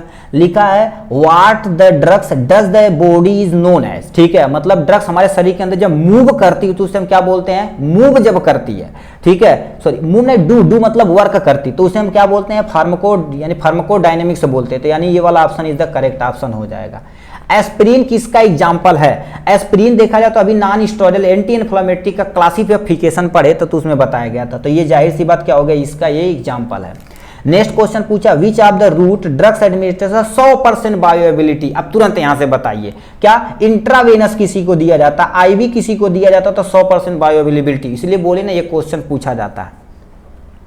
विच of the major site of absorption drugs when the given orally, मतलब कौन सी ऐसा साइट है जहां पर ओरल दवा दिया जाता तो ज्यादा एब्जॉर्प्शन होता है, स्मॉल इंटेस्टाइन, ये मार देंगे। लिग्नोकेन कौन सी ड्रग्स होती है, local anaesthetic, general anaesthetic, non steroidal, anti inflammatory, तो ये तुम्हारे पास क्या हो जाती है, लोकल एनेस्थेटिक का लॉक 2% जेली के नाम से आता है, ठीक है। अब क्या लिखा तुम्हारे पास, transfer of the drugs and their metabolites from the site administration to synthetic circulation is known as, मतलब हमें शरीर के अंदर क्या होती है जब वो यानी भागती है दवा, ठीक है, एक जगह से दूसरे जगह जाती तो उसे हम क्या बोलते हैं, देखिए, यानी साइट एब्जॉर्ब जब होती है, ठीक है, तभी तो मूव कर पाएगी। तो यहाँ पर लिखा transfer of drug there the metabolite से क्या कर देती, उस साइड से एब्जॉर्ब की जाती, सर्कुलेटरी यानी सर्कुलेशन में, सिस्टमेटिक सर्कुलेशन, तो उस समय क्या बोला जाता है, एब्जॉर्प्शन बोला जाता है, ठीक। इसमें क्या लिखा है, which statement for the bio transformation of bio, ठीक है, बायो ट्रांसफॉर्मेशन ऑफ मेटाबॉलिज्म और मेटाबॉलिज्म, मतलब ये तो होता ही है। एक्टिव मेटाबॉलिज्म मतलब इस पे ऑल ऑफ दीज पे मार दीजिए आप, खत्म। ठीक, एडवांटेज ऑफ पेरेंटल डोज, ये रैपिड रिस्पांस करती है, यस सर सही है। Route can be unconscious patient, मतलब ये भी दे सकते हैं, यानी less dose require the compare to oral route, मतलब इसमें रिक्वायर तो कोई लेसर डोज की होती है, काम खत्म हो जाएगा। इस पे ऑल ऑफ दीज पे टिक मार देना। लिखा विच of the following reaction phase 1 metabolic transformation, अब उसमें बताए गए थे फेज 1 फेज 2 बोले थे ना, तो उसमें क्या होता है, यानी रिडक्शन, ऑक्सीडेशन, कंजुगेशन, हाइड्रोलाइज, यानी कंजुगेशन होता है पहले फेज में, ठीक है, ये हो जाएगा इनके बारे में, ठीक है। अब यहां से क्या कर देते हैं, यहां पर देख लेते हैं कुछ क्वेश्चन, ठीक। इसमें क्या रखा है, कार्डियोग्लाइकोसाइड किसका एग्जाम्पल है। कार्डियोग्लाइकोसाइड का जब क्लासिफिकेशन पढ़े तो उसमें हम जरूर ये लिखे थे डिगोक्सिन, ठीक। फिर क्या लिखा, inhibit the conversion of thrombin to prothrombin to thrombin, तो एक समय हमारे पास जब क्या पढ़े थे भैया, एंटीकोगुलेंट ड्रग, तो उसमें हेपेरिन बताए थे, heparin is the correct option. Anaemia, ठीक है, एनीमिया किससे कॉजेज होता, प्लीज इसे आप यानी एनीमिया यहां से आप क्या करेंगे, कमेंट बॉक्स में लिख के आइए। एनीमिया इज कॉज बाय, किससे होता है, deficiency of iron, deficiency of vitamin 2, deficiency of the folic acid, all of these, कौन सा ऑप्शन सही आप टिक मार सकते हैं यहां से, ठीक है। ये पेपर सोल्यूशन में पूछा गया था। फिर क्या पूछा, एग्जाम्पल ऑफ एंटासिड, यानी इसमें कौन सा एंटासिड एग्जाम्पल है, तो milk of magnesia is a, ठीक है, इसका एग्जाम्पल है, तो मिल्क ऑफ मैग्नीशिया हो जाएगा। Which of the drugs, which are drugs against Helicobacter pylori treatment of ulcer, मतलब कौन सी ऐसी दवा होती है जो टी यूज की जाती है, तो ये हेलिकोबैक्टर में तुम्हारे पे एमॉक्सिसिलिन प्रयोग की जाती है, मेट्रोनिडाजोल प्रयोग किया जाता है, टिंडाजोल ये भी, टिनिडाजोल ये भी प्रयोग, ऑल ऑफ दीज पे क्या कर देंगे आप टिक मार देंगे 5th नंबर क्वेश्चन का, ठीक। अब 6ठे नंबर पे लिखा है ठीक है, प्रोमेथिजीन, मेथिजीन एग्जाम्पल, ये किसका एग्जाम्पल है, ये देखा जाए तो एक एंटी हिस्टामिन ड्रग्स का एग्जाम्पल है, इस पे क्या कर देंगे टिक मार देंगे, ठीक है। अब क्या लिखा है, स्टिमुलेट परगेटिव किससे स्टिमुलेट किया जाता है, ओमाप्राजोल या बिस्कोडाडिल हो जाता है या एमॉक्सिसिलिन हो जाता है, किससे किया जाता है, ये देखा जाए तो एंटीबैक्टीरियल, ये भी तुम्हारे एंटी अल्सर में काम आता है, मगर ये एंटीबैक्टीरियल में, ओमाप्राजोल क्या बीटा ब्लॉकर वगैरह में आते हैं, तो ये वाला पे टिक मार देना आसानी से, ठीक। एग्जाम्पल ऑफ, ठीक है, फेरेंजियल यानी डीमलसेंट, इसमें प्रयोग किया जाता है, इसमें क्या प्रयोग किया जाता है, ये वाले ड्रग्स प्रयोग की जाती है, यानी क्या होता है, लोलेंजेंस, इसमें प्रयोग की जाती है, ठीक। क्या लिखा, एंटीटेसिव ड्रग्स, इसमें से कौन सी एंटीटेसिव ड्रग्स के अंतर्गत आती है, एंटीटेसिव मतलब जो कफ को कम करती है, कोडिन किया जाता है, यानी नोस्का, ठीक है, नोस्कापिन किया जाता है, प्रोमेथाइन किया जाता है, ऑल ऑफ दीज पे क्या कर देंगे टिक मार देंगे। Example of calcium blocker channel, मतलब किसमें, यानी कैल्शियम चैनल ब्लॉकर किसका एग्जाम्पल है, इसका एग्जाम्पल ये हो जाएगा यहां से, ठीक है, यहां से आ जाते हैं, ठीक है। नेक्स्ट यहां से देख लेते हैं इधर, ठीक है, इस पे आप जल्दी जल्दी मार दीजिए, ठीक है। बाईगुआइड, यानी क्या होता है, बाईगुआनाइड, जिसमें किसका एग्जाम्पल है, गिल्मीप्राइड का होता है, ये मेटफॉर्मिन का एग्जाम्पल है ये, ठीक। यानी आईवी, देखो इंसुलिन किसके थ्रू दी जाती है, ये भी कमेंट बॉक्स में लिख के दिखाइए, इंसुलिन एडमिनिस्ट्रेशन बाय किसके थ्रू दी जाती है, ये एग्जाम्पल बताइए आप। अब यहाँ पे कर रखा 2 example of anti fungal drugs, 2 example of antiviral drugs, यानी हम 2 एग्जाम्पल पहले लिख देते हैं तो आपको दिखा देते हैं, ठीक। तो हमसे यहाँ से पूछ दिया है किसी 2 एंटी फंगल ड्रग्स का नाम बताना, तो हमने लिख दिया किसी 2 एंटी फंगल ड्रग्स का नाम, कोट्रिमाजोल होता है, फ्लुकनाजोल होता है। किसी 2 वायरल ड्रग, एंटीवायरल ड्रग का नाम बताना है, एसाइक्लोवीर होता है, नेबिराथिपिन होता है, ठीक है। किसी 2 एंटी एमीबोइक ड्रग्स का नाम बताना है, मेट्रिएंडाजोल होता है, ओरिएंडाजोल होता है, ठीक है। 2 example of anti helminths, albendazole होता तथा आइवरमेक्टिन होता है इसका example. Definition of anti histamine, prostaglandin, vitamin D का तुम्हें रोल बताना है, रोल ऑफ एक्सिटोसिन के बारे में बताना है, इसे हम पीडीएफ में इंक्लूड कर देंगे, यही डिफिनेशन लिख के आप देख लीजिएगा, ठीक है। चलिए आज के लिए बस इतना ही, फिर मिलेंगे नेक्स्ट वीडियो में नेक्स्ट टॉपिक के साथ। ऑल द वेरी बेस्ट भाइयों।